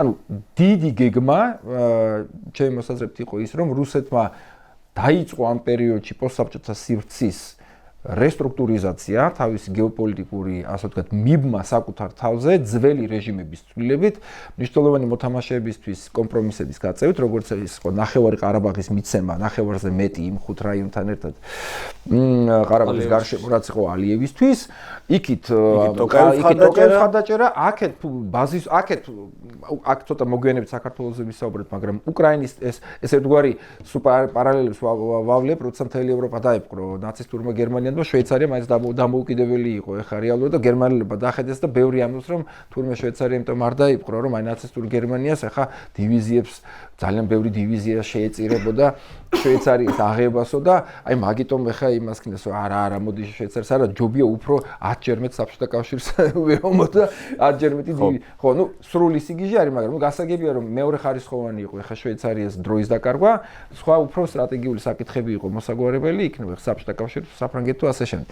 მსგავსი სიტუაცია იყო საქართველოს მეორე ხარისხოვანი ქვეყანაა, ანუ ეს არნიშნავს რომ რუსეთი არ აქცევს საქართველოს მნიშვნელობას, მაგრამ უკრაინის მოგვარებით პრაქტიკულად აბსოლუტურად მთელი საბჭოთა კავშირის სივრცე სრულიად ლაგდებოდა რუსულ გეოსტრატეგიულ ხედვაში საქართველოსთან ერთად ბუნებრივია. მაგრამ ამ ომმა რეალურად დაგვანახა ის, რომ ომის დაწყებიდან ერთად ერთ ფორს მაჟორში დაიწყო უკვე პოლიტიკური პროცესების დაჩქარება პოსტსაბჭოთა სივრცეში, მათ შორის საქართველოში და საქართველოში თუ აქამდე იყო ერთგვარი ნელი მდორე სახელმწიფოს მიტაცების პროცესი, რომლის ძირითადი მექანიზმი არის რა თქმა უნდა კორუფცია, იმიტომ რომ კორუფცია არის ის ასე ვთქვათ, აი მანქანის ავტომობილის ძრავისთვის როგორც ზეთი არის, რომელიც ხო, აი ესე არის კორუფცია და ეს თუ კორუფცია იყო ძირითადი ელემენტი, რომელიც აი ამ მიტაცებას, სახელმწიფოს მიტაცებას ხელს უწყობდა, ძირითადი იყო ეს, მოდი ასე ვთქვათ, მთელი ამ მოდელის 99% იყო კორუფცია, ამიტომ ჩვენ აი ამ როგორ გითხრათ, აქამდე სტრატეგიულ პოლიტიკურ რაღაც გიჟობებს ვერ ხედავდით. კი, კორუფცია იყო, ყველა აქამდე რაღაც ფულს შეულებდა, მაგრამ ქვეყნის ძირითადი რადიკალური ცვლილება სტრატეგიული ორიენტირის და პოლიტიკური სისტემის ცვლილება არ ხდებოდა. მაგრამ ეხლა აღმოჩნდა რომ რადგანაც ეს აუცილებელი გახდა, ანუ ცვლილება აუცილებელი გახდა, ბუნებრივია ამ კორუფცია საკმარისი არ აღმოჩნდა, ამას უნდა მოყოლოდა ის აუცილებელი ფორმატირება, პოლიტიკური სისტემის ხელახალი ფორმატირება, რომელსაც უკვე აი ეს, როგორ გითხრათ, იდეოლოგიური ზედნაშენი უნდა და ასე ვთქვათ, თავზე უნდა როგორ დაედებოდა, რასაც ქვია ის რომ დასავლეთი არის რეალურად ობიექტურად გვითხრევს ომში, ჩვენ სუვერენული დემოკრატია ვართ, აქეთ არც იქით გვინდა, არც გვიდა, გვაცალე და საერთო ჯამში ბუნებრივია, ან ფორმდება ერთგვარი ვითომ პროქართული, ვითომ ნეიტრალური, ვითომ რაღაც კავკასიური, როგორც გინდათ ისე ვის დარქვით, მაგრამ ცალსახად შინაარსობრივად ანტიდასავლური ქართული შიდა პოლიტიკური სისტემა, რომლის დაგვირგვინება საბოლოო ჯამში, როცა უკვე ამის ყველა წინაპირობა შეიქმნებოდა, იქნებოდა რა თქმა უნდა, უკვე დასავლეთზე საბოლოოდ უარისხმა კონსტიტუციიდან ამოღება ყველანაირი მუხლის და გაფორმება ერთ დიდ ბედნიერ, ახლა არ მინდა ვთქვა პოსტსაბჭოთა სივრცეში, მაგრამ გრანდ დიზაინი ჩემი გადმოსახედიდან ეს იყო. მაგრამ ეს დიზაინი გაიჭედა, მაგრამ ამ დიზაინის, ეხლა კიდევ თვითონ ვამთავრებ უკვე ამიტანი გამეწელა, ამ დიზაინის შედეგი ის არის, რომ ერთის მხრივ ისევ კლაუზევიცის სამებას რო დაუბრუნდეთ, ხო? ის რომ ჩვენ პოლიტიკური სისტემა სრულიად მიტაცებული, ანუ განადგურებული გვაქვს ის ერთი ელემენტი, რომელიც სრულიად კორუმპირებულია, უნდობლობით სარგებლობს, საკუთრივ ერთმანეთს არ ენდობიან შიგნით, ხო, მარტო იმაზე რო არ ვილაპარაკოთ, ხო, მოსახლეობა ენდობა თუ არა, ხო?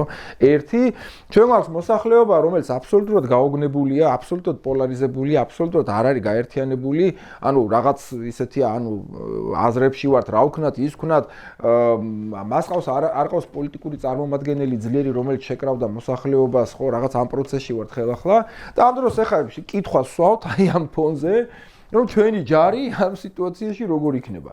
სულ რომ არ ვიცოდეთ ეხლა რეალურად რა ტექნიკური აღჭურვილობები არის ამ ჯარში და სულ რომ არ ვიცოდეთ ეხლა რამდენი ბრიგადა არის, რამდენი ძიმე ტექნიკა არის, რა დრონები საღვთურა როგორ არის თუ ასე შემდეგ, სულ რო გვერდზე გავწევთ ეს საკითხი, აპრიორი შეგვიძლია ვთქვათ, რომ ჩვენი მდგომარეობა თავდაცვითი უსაფრთხოების კუთხით არის კატასტროფული, იმიტომ რომ ამ სამიდან როგორც მინიმუმ ორი ძირითადი ელემენტი არის აბსოლუტურად ამოვარდნილი და განადგურებული. ერთმანეთთან კონფლიქტია. ამიტომ მესამე საკითხს არც კი შევეხები ამ მოცემულ მომენტში. ბოდიში. ზურა, მოკლედ რამდენიმე კითხვა იყო კი შენს შესავალ ტექსტში და ამჯერადაც გავიგორდება და ვეთანხმები ძირითადად ყველა პრინციპში თეზიში რაც ლაშამ თქვა.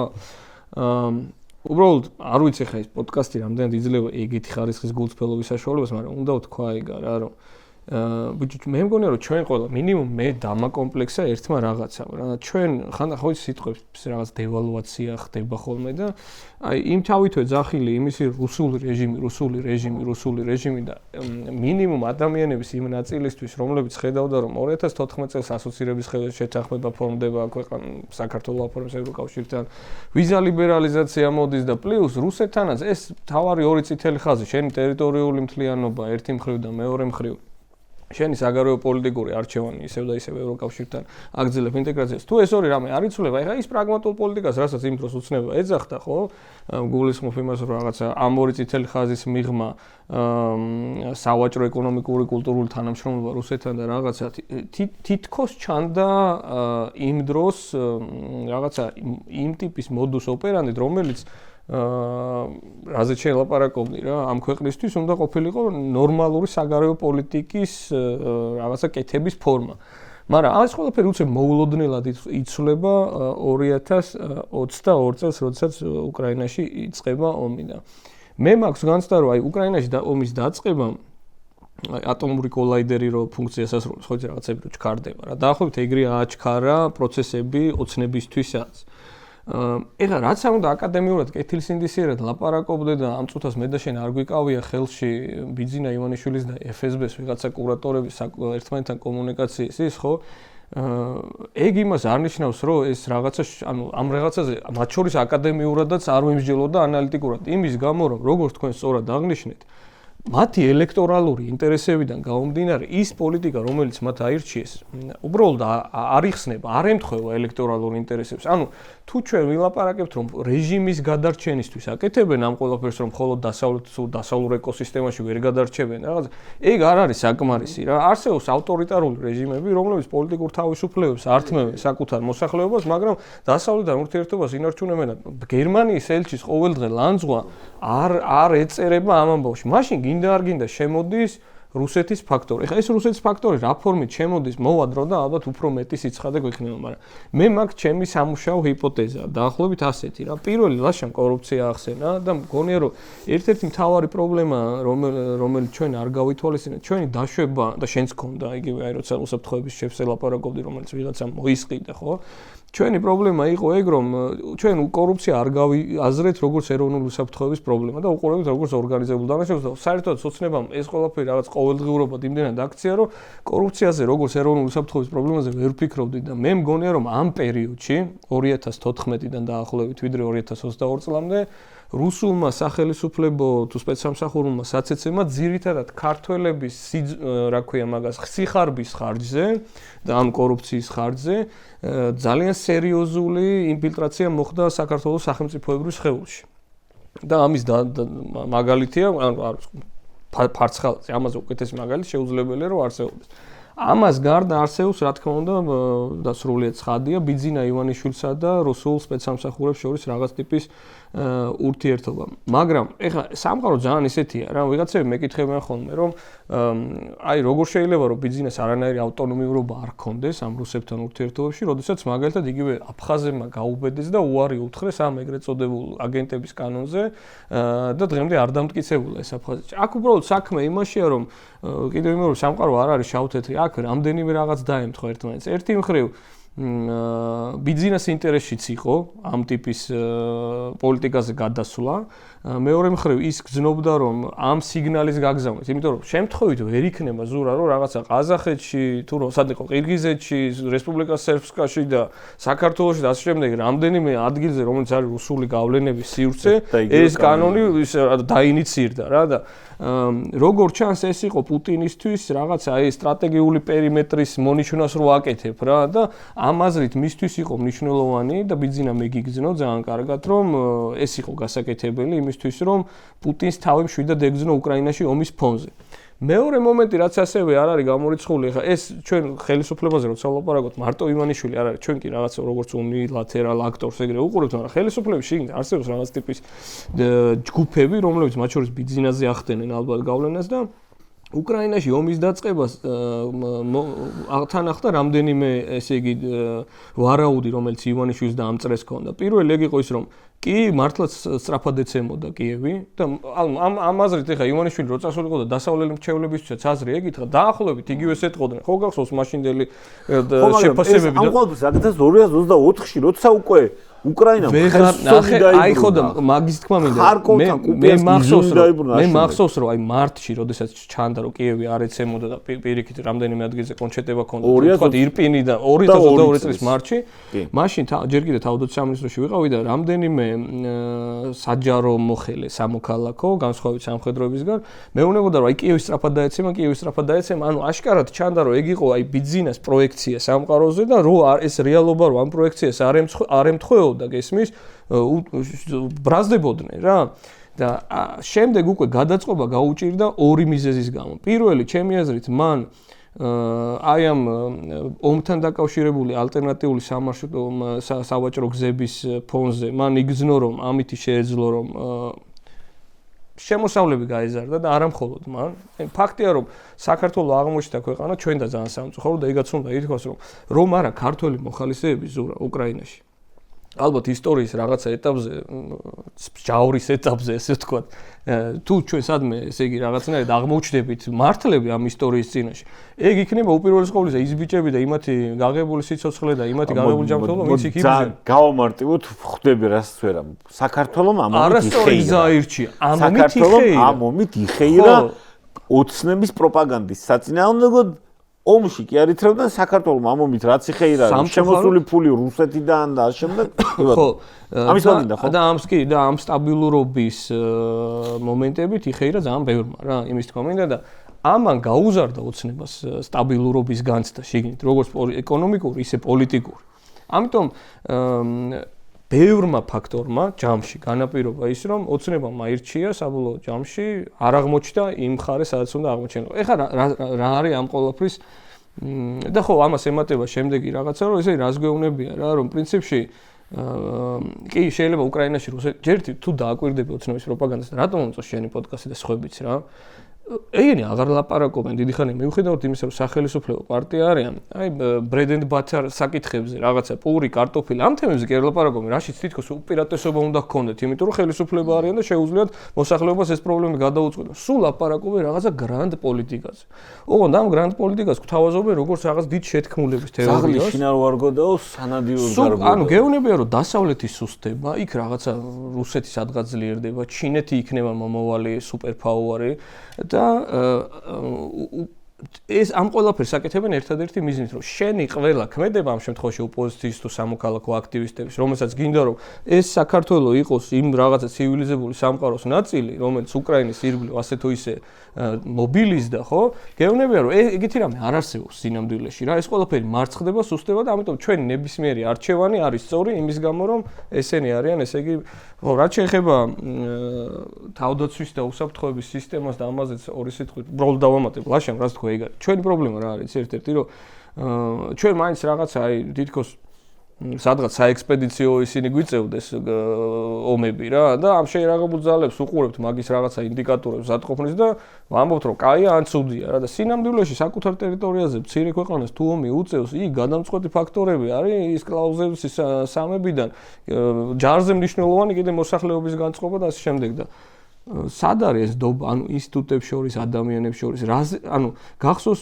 საგარეო საქმეთა მინისტრმა ერთ-ერთი პირველი რაც გააკეთა, მას ჯერ კიდევ ზალკალიანი იყო უკრაინაში რომ დაიწყო, გითხრა რომ ქართული ჯარი ამ ყველაფერს ვერ გაუძლებს, განადგურდება ერთ დღეში და ჩვენი გრავიტაციის ცენტრი ზურა რაც უნდა იყოს, ჩვენი ბრძოლის ჟინი, ჩვენი ნება იმისი რომ ეს ქვეყანა დავიცვათ და მისი სუვერენიტეტი გადავარჩინოთ, ეს გაგვიხადეს სასაცილოამბად. ანუ ამაზე დაგვრცინიან, ამაზე გვეუბნებიან რომ თქვენ ჰიპერბოლიზაციას ახდენთ, თქვენ გმირების ჰიპერბოლიზაციას, ესე გითხრა ერთხელ მდინარაძემ.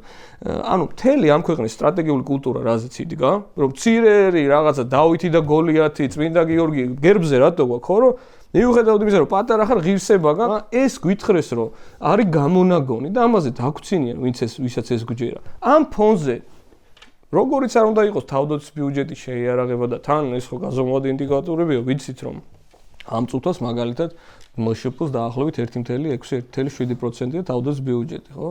ამის გათვალისწინებით რომ ბოლო დიდი შესყიდვა იყო ჯაველინები და რაღაც ეს 2019 წელია და ამასობაში შეიძლება მოყევი უკრაინაში მიმდინარე ომმა რაღაცა მთელი რიგი ახალი ცოდნები და გამოცდილებები ხო იმდან წინ წავიდა ამ აზრითაც უკვე გააქვს ბევრი ინდიკატორი, მაგრამ ეგ არ არის მნიშვნელოვანი. თავარია ამ ხალხმა ოცნებამ თავისი პროპაგანდით მოახერხა ის რომ თუ ვინმე წინააღმდეგობაზე სერიოზულად დაიწყებს ლაპარაკს, რომ მე ამ ქვეყანას მათ შორის იარაღითაც დავიცავ. იარაღამდე დავიცავ იმითი, რომ რა ვიცი, მექნება ძლიერი ინსტიტუტები და ამ შემდეგ გეუბნებიან, რომ ეგ სასაცილოა.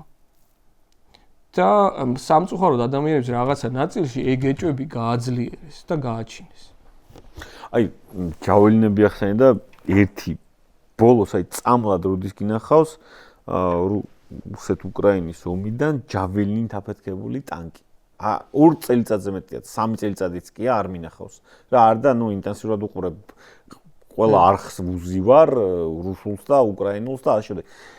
ვეღარ ნახავ, იმდენად შეიცვალა. ჯაველინი რომელიც ითვლებოდა რაღაც მომენტში. ითვლებოდა Silver Bullet-ად და აი ეს. ნუ დღეს უკვე ფიქრობ რა 100.000 რატო უნდა მისცე ერთ გაშვებაში, როცა შეგიძლია აგერ 1200 მისცე და გააკეთო და ანუ მაგას უკვე აღარც ვეხები. მან კიდე რა მომენტია, იცი რომ იმდენად დარწმუნებული ვიყოთ, იმდენად ცუდ მდგომარეობამდე მიიყვანეს ამათ ქვეყანაც და ბუნებრივია ჯარით ტექნიკური აღჭურვილობის ხრივ განსაკუთრებით, რომ აი ხლა რა პროცენტი უნდა ხარჯოთ ჩვენი მშპ-ს, მე ვერ ხვდები, რომ თუნდაც რეგიონალურ ქვეყნებს მეტნაკლებად დაეციო. რა აქ არ არის საუბარი თურქეთზე.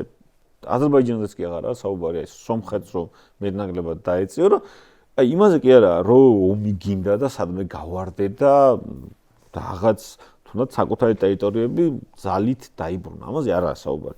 საუბარი იმაზეა, რომ ნებისმიერ რაღაცაზე ფეხი რო დაგიცდეს, პირობითად, აი მაგ დროს რას აკეთებ რა, ვიღაცას რომ მოუნდეს, აი ვიღაცა რომ გაგიჟდეს სამეზობლოდან რომ მოუნდეს, რავი, რომელიღაც შენ ტერიტორიის მიერთება რაღაც საბაბით რა, რა სიტუაცია დახდება, გახლეჩილი საზოგადოება, ჯარი რომლის, რავი, ფინანსებიც რაში ხარჯებოდა ღმერთმაეთის მალაგაში კომფორტული სახლის ყიდვაში. მალაგა იყო? მალაგაში აქვს ბურჭულაძეს 9 მილიონად ნაყიდი. ხო და ეხლა ეს ბურჭულაძე ცალკე აღებული მოვლენა კი არა, მე კი არ ფსარვერჩი პიროვნულად მარტო ერთ ადამიანს. ეს სისტემური იყო, ხე თურქი მენეჯერი რო ვახსენე, ეგ რა დამავიწყებს საღაზდოვარ ჩაღათაი ულქერი. საღოლს მაუ დაამარცხა დიფტეიტი ანუ შოკოლადი რო არის. ხო, აი ჩაღათაი ულქერმა ჩვეულებრივმა თურქმა მენეჯერმა შეძლო ის რაც ვერ შეძლო დიფტეიტმა რა, ანუ მოისყიდა საქართველოს უსაფრთხოების უფროსს. წარმოიდგინე ახლა ეგეთ უფროს რამდენ რამეს დაავალებს სხვა თურქი ბიზნესმენი. რამდენი რუსები კაპიქს არ გადაიხო ულკეროვი იქნება. ჩაღათაი ულკეროვი ხო, რამდენი იქნება კიდე სხვა. იცი რა არის? ანუ აქ ეხა რა თქმა უნდა, ეხა ირონიაც შეიძლება, სარკაზმიც შეიძლება. რა ვქნა და ირონიის გარდა რა დაგვრჩენია ამ.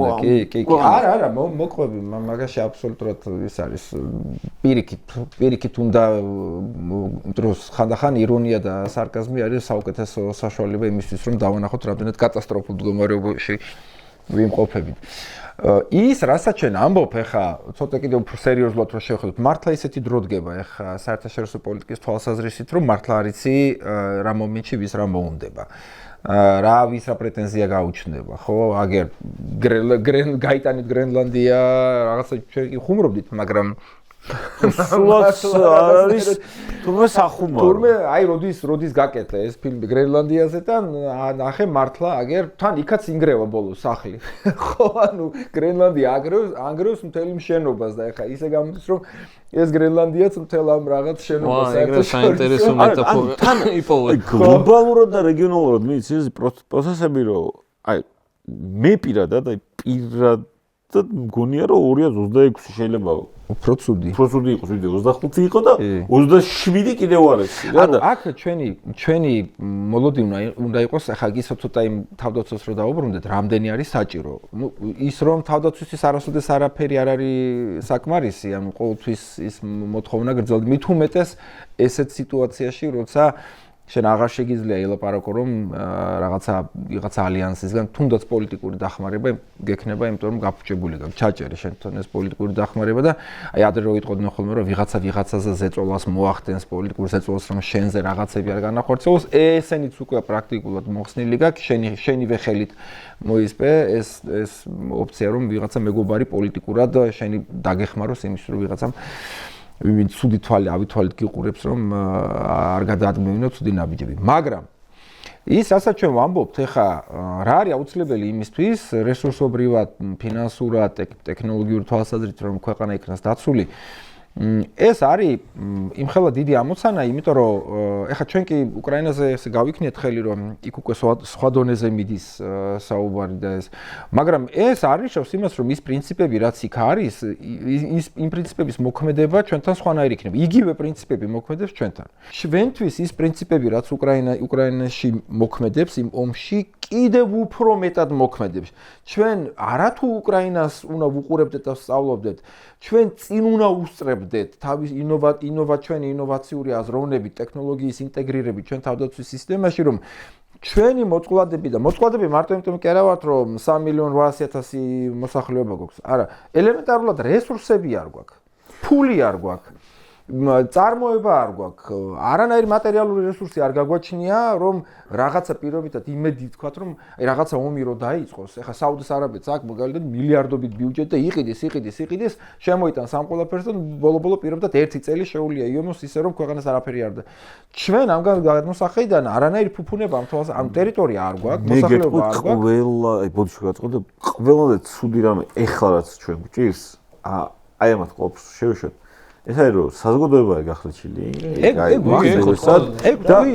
და კიდევ ერთი მომენტი. აი გიორგი მაცას თქვა შენს თქვი რა. აი წარმოიდგინე რომ ეხლა გამოდის პირობითად კობახიძე ან პაპუაშვილი და გეუბნება რომ აი რაღაც სამშობლოს რაღაცას გეუბნება. ანუ უყურე ვერენდობ უკვე ვერაფერს სტატისტიკის მონაცემსაც კი ვერ აი სტატისტიკის ეროვნული ბიურო რო რაღაც მონაცემს დებს მე აი როგორი ეჭვით თქვა ვიცი უკვე რომ ანუ პარტია სჭირდება, არ ჭირდება. ამ ხრივ უყურებ. რა ვეღარა ტურიზმის მონაცემები რაც დაიდო. ზუსტად მაგაზიონები, ანუ აი წყაროს ვერენდობი რა და ეს კატასტროფაა. იცი რა, მე მგონი თანდათანობით ეს გააზრება, რომ აქ პოლიტიკური, ანუ საითკენაც მივდივართ დინამიკა, პოლიტიკური განვითარების, ზოგადად ქვეყნის სვლა, საითაც მე მგონი რომ თანდათანობით რაღაც ჩვენ რო ხა პოლიტიკურ ოპონენტებად მივიჩნევთ მათ, ხო? მათთვისაც ნელ-ნელა უკვე გასაგები ხდება, რომ ქვეყანა რაღაც უფსკულისკენ მიექანება. იმის გათვალისწინებით, როცა მე მგონი ისინი ხვდებიან, რომ 2026 წელი იქნება უარესი წელი და 2027 წელი კიდევ უფრო უარესი. ამ გადმოსახედიდან, ანუ თუ ჩვენ ვამბობთ, რომ და შინაგანად თუნდაც ღიათ არ ვაღიარებთ, მაგრამ ხვდებით, რომ ქვეყანა უფსკულისკენ მიექანება, ეს უფსკული რას ნიშნავს? ნიშნავს ეროვნული კატასტროფა. ეროვნული კატასტროფა რას ნიშნავს? ეროვნული კატასტროფა ნიშნავს, აი აგერ ქურთებს შეხედეთ სირიაში რა ხდება, ხო? რომ ანუ მოდის ძალა, რომელსაც რაღაც ტერიტორია, რომელსაც ქურთები აკონტროლებდნენ და რაღაცა იდეები ჰქონდათ, რომ ეს იყო მათი რაღაც ოდეს მომავალში ალბათ, ხო? მაგრამ რაღაცა ავტონომია ჰქონდათ, რაღაცა პოლიტიკური ამბიციები ჰქონდათ, ანუ ერს ჰქონდათ და ემანსიპაცია ჰქონდათ ქურთების, რომ ოდესღაც რაღაცა სახელმწიფო შექმნიდნენ. ანუ პრაქტიკულად ეს დიდი სახელმწიფოები ყველა მხრიდან ესე უჭერენ და ქრება როგორც ამ ქურთების პოლიტიკური გამოსახულება მათი ეროვნულობის, ანუ ტერიტორია, ანუ სახელმწიფო, რასაც ისინი ვითომ ქმნიდნენ, ასევე მათი ახლა ისეთ სიტყვანა ვიხმარო, მაგრამ სასიცოცხლო სივრცე მათი განლაგების ხო, რაც გვინდა ის დავარქვათ, ხო, ისიც ქრება. შეხო გერმანიაში გადასული. ქურთები კიდევ გაქაც ის არის, ჩვენგან განსხვავებით, გაცილებით კარგ დღეში იმყოფებიან, იმიტომ რომ ეს არის 40 მილიონიანი ერი. გაფანტულია სხვა სახელმწიფოებში, მაგრამ 40 მილიონიანი ერი, რაც არ უნდა ბოდიში კიდევ გენოციდი უტარონ ერთმა, მეორემ, მესამემ, ეს ერი მაინც გადარჩება რაოდენობრივად, იმიტომ რომ მასა ქმნის იმ კრიტიკულ მასას, ქურთების რაოდენობა ქმნის იმას, რომ რაც არ უნდა შენ ახლა ამას პოლიტიკურ სამხედრო დაპირისპირებაში გენოციდს შეეშვით რამდენი დავკარგეთ ჩვენ ოცნებობა რაც მოვიდა ჩვენ მოსახალ ნებაყოფობით რა მაგას ანუ ჩვენ რეალურად ეხლა ჩვენი რა იცი რა ესენც მაგიტომ ამბობ რომ ეს თარხანმოურავი იქნება ალტინფო იქნება თუ მამა იაკობი იქნება თუ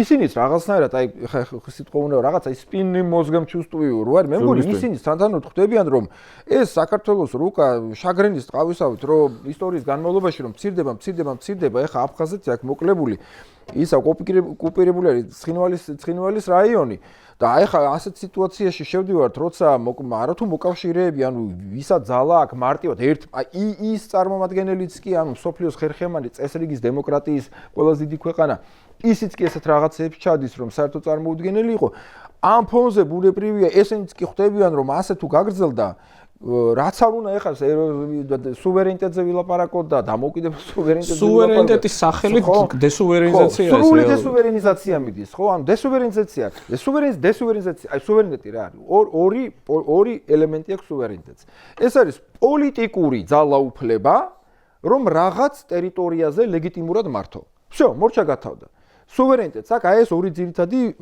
სვეტი და თუ პოლიტიკური ძალაუფლება სახელმწიფოს სახით იზღუდება, ქრება და არ ქვია მას სახელმწიფოს მიტაცება, ჰიბრიდული ომი, პირდაპირ ოკუპაცია ქვეყნის თუ ასე შემდეგ და მეორეს მხრივ ტერიტორია, ფიზიკური ტერიტორია, სივრცე, გეოგრაფიული სივრცე, სადაც ქართველი ერი როგორც ასეთი იზღუდება, თავისი აგერ აფხაზებს პრეტენზია აქვს ქუთაისზე, მაგათი ისინი რო ნახო, ეხა ისე რა ქვია, ბლოგები და ისინი რო ნახო, შენ ოსების რუკები უნდა ნახო. რა უნდა ხო, ანუ ყველა უდავო ბაკურიანამდე. ეხლა წამოტივტივებული თემა არის, საერთოდ ახალციხელი თურქების, ანუ ეს თურქი მესხების თემა არის და მუსირებს ეხა ეს თანდათანობით კიდე ეხა ამოდ, ანუ ყველამ ეხა რაღაცა თემა ნახა რომ სარგებელი ეხა ნახონ ამ სრულიად დესუვერენიზირებული საქართველოს ხარჯზე. შეიძლება მეც რამდენიმე ერთი უბრალოდ უნდა ვთქვა რომ ჩვენი საყვარელი ჩაღათაი ულქერი უნდა ვახსენო ისევ და ისევ სუვერენიტეტზე საუბარს აი ვინ მელაპარაკება სუვერენიტეტზე არ გამაგიჟოთ უსაფრთხოების ქვეყნის უსაფრთხოების უფროს მისა $1,000,000 ჩააწყო საქმე და იყიდა ქვეყნის უსაფრთხოება. ჩაღატაი უკერმა რა სუვერენიტეტი. ანუ მე ამათში ყოველდღე რაც მაგიჟებს, აი ეს მკიფრობა და თავხედობა რა.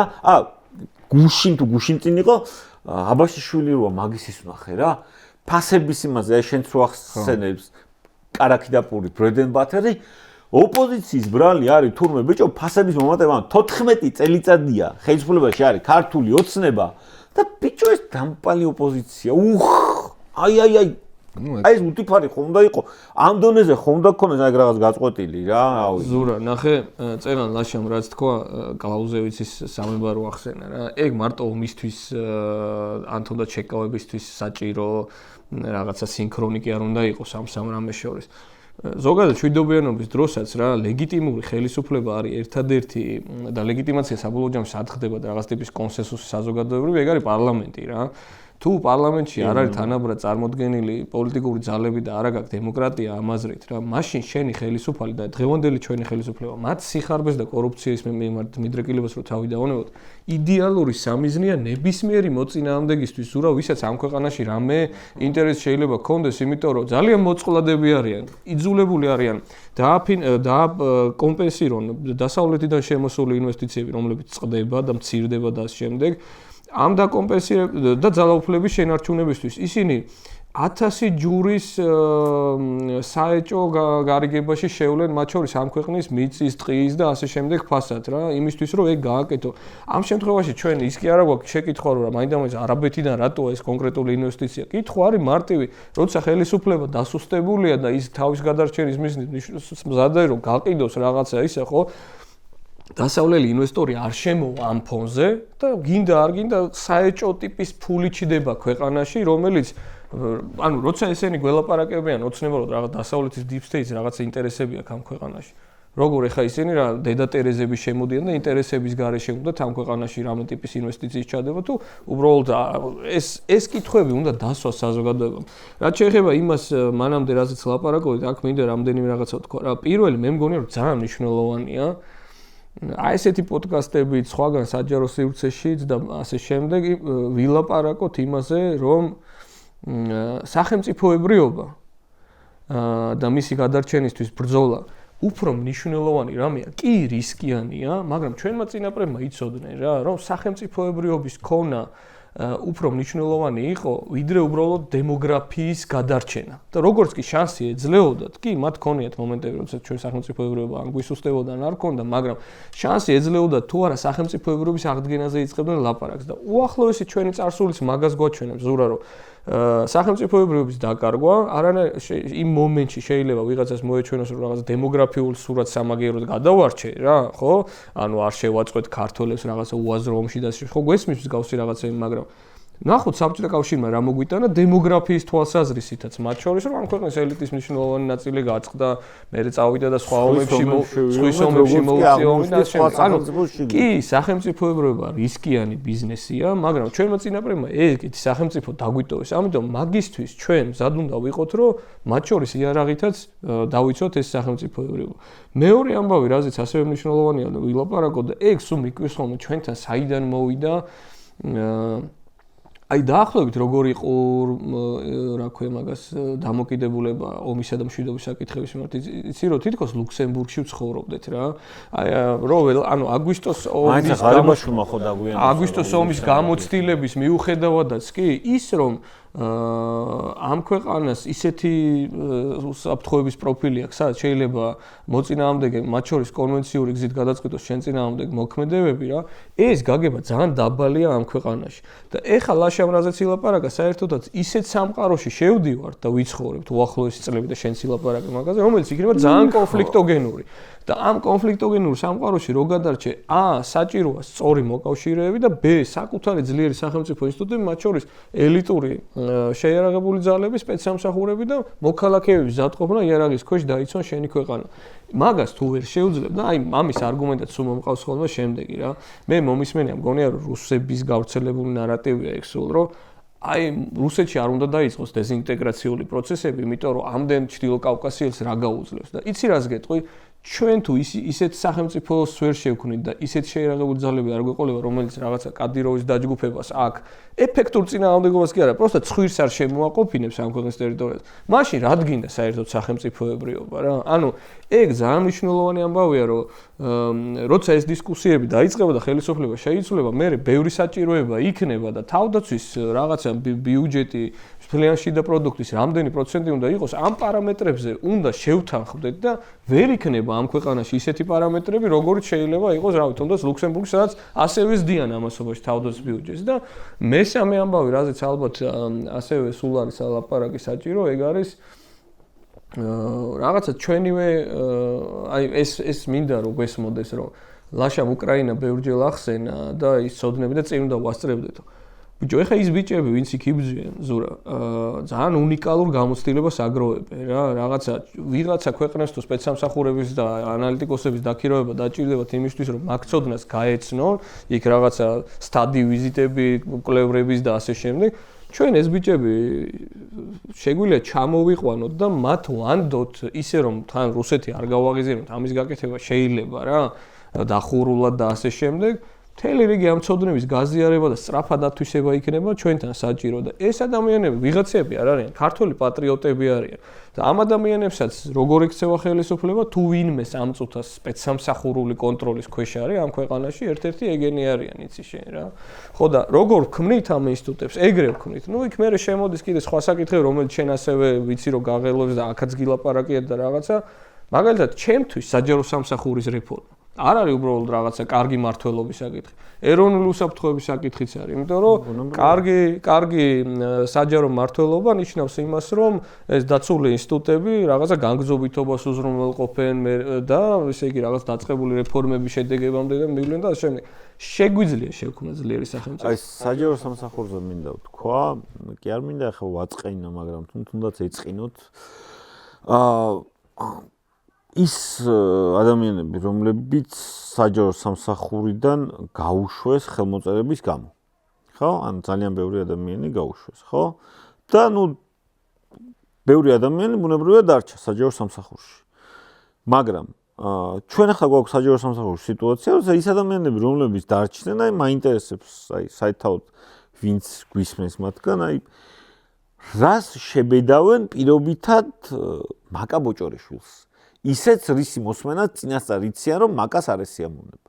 ვერც ვერაფერს, ჩვენ საჯარო სამსახურში ეხლა გვაქვს სისტემა, როდესაც რაც უნდა ესე რო ავიღოთ რა, შეიძლება გყავდეს არაკომპეტენტური საჯარო მოხელე, მაგრამ პირობითად ჰქონდეს საშუალება, რომ რაც მოადგება, ის ილაპარაკოს. ხო? და მეორე უკიდურესობაში გადავიდეთ. შეიძლება იყოს ძალიან კომპეტენტური, მაგრამ ვერაფრის თქმის უფლებას ვერ აძლევდეს თავს და წინასწარ ეცადოს რომ გამოიცნოს უფროს რა ესიამოვნება. რა ძველი ანეკდოტის არ იყოს, ბეჰემოტი დაფრინავსო და რავიო არ დაფრინავსო. აბა უფროსმა რო თქვაო რომ არაო ეხლა მთლად თვითფრინავებით ვერაო, მაგრამ ისეთ მომენტში დაფრინავსო. ეგ ვარიანტია რომ საჯარო სამსახურში რომ ადამიანს უფლება არ აქვს რომ შენი კომპეტენტური აზრი თქვა, ან რომ იცი რომ შენი კომპეტენტური აზრის გამოთქმა დაგიჯდება სამსახურის დაკარგვა და ასე შარია. რა აზრი აქვს? რა აზრი აქვს მაშინ მთლიან საჯარო სამსახურის არსებობასაც კი იმ სახით როგორც არსებობს. კი, სახელმწიფო. ხო ამ რეალობის წინაშე დავდექით ახლა ხო ხულია რომ მათ შორის ამ სფეროში სახელმწიფო არსებითად მნიშვნელოვნად, დასუსტა ფაქტია. და უბრალოდ გამოსავალე, შენ ახსენე რა არის გასაკეთებელიო და მე მგონი ეგ არის გასაკეთებელი რომ დავაჯეროთ ეს ჩვენს ირგვლივ ადამიანები რომ ცვლილება შესაძლებელია და რომ ცვლილებასთან ერთად შესაძლებელია ეს ქვეყანა მიუხედავად იმისა რომ სამყაროს ძველი რაღაცა უსაფრთხოების ევროპული არქიტექტურა შეიძლება იმ ფორმით არასოდეს აღარ იარსებოს როგორის ირგვლივად ჩვენ ვაგებდით მანამდე საგარეო პოლიტიკას რა ნებისმიერ შემთხვევაში რაღაც კონფიგურაცია იქნება სადაც ჩვენ უნდა ვიყოთ იმ სივრცეში სადაც ამ ქვეყნის სუვერენული უფლებები იქნება უფრო მეტად რეალიზებული და ეგ ვერ იქნება ვერც რუსეთი ვერც ჩინეთი და ვერც ირანი ამაზე მხოლოდ თანხმდებით და ის რომ ამ სივრციდან გაძრომა არის შეუძლებელი, ეგ უბრალოდ ოცნების გამონაგონია და ამ გამონაგონზე ბევრს ლაპარაკობენ, მაგის გქონდა და ამიტომაც ჩვენი კონტრნარატივებიც მნიშვნელოვანი.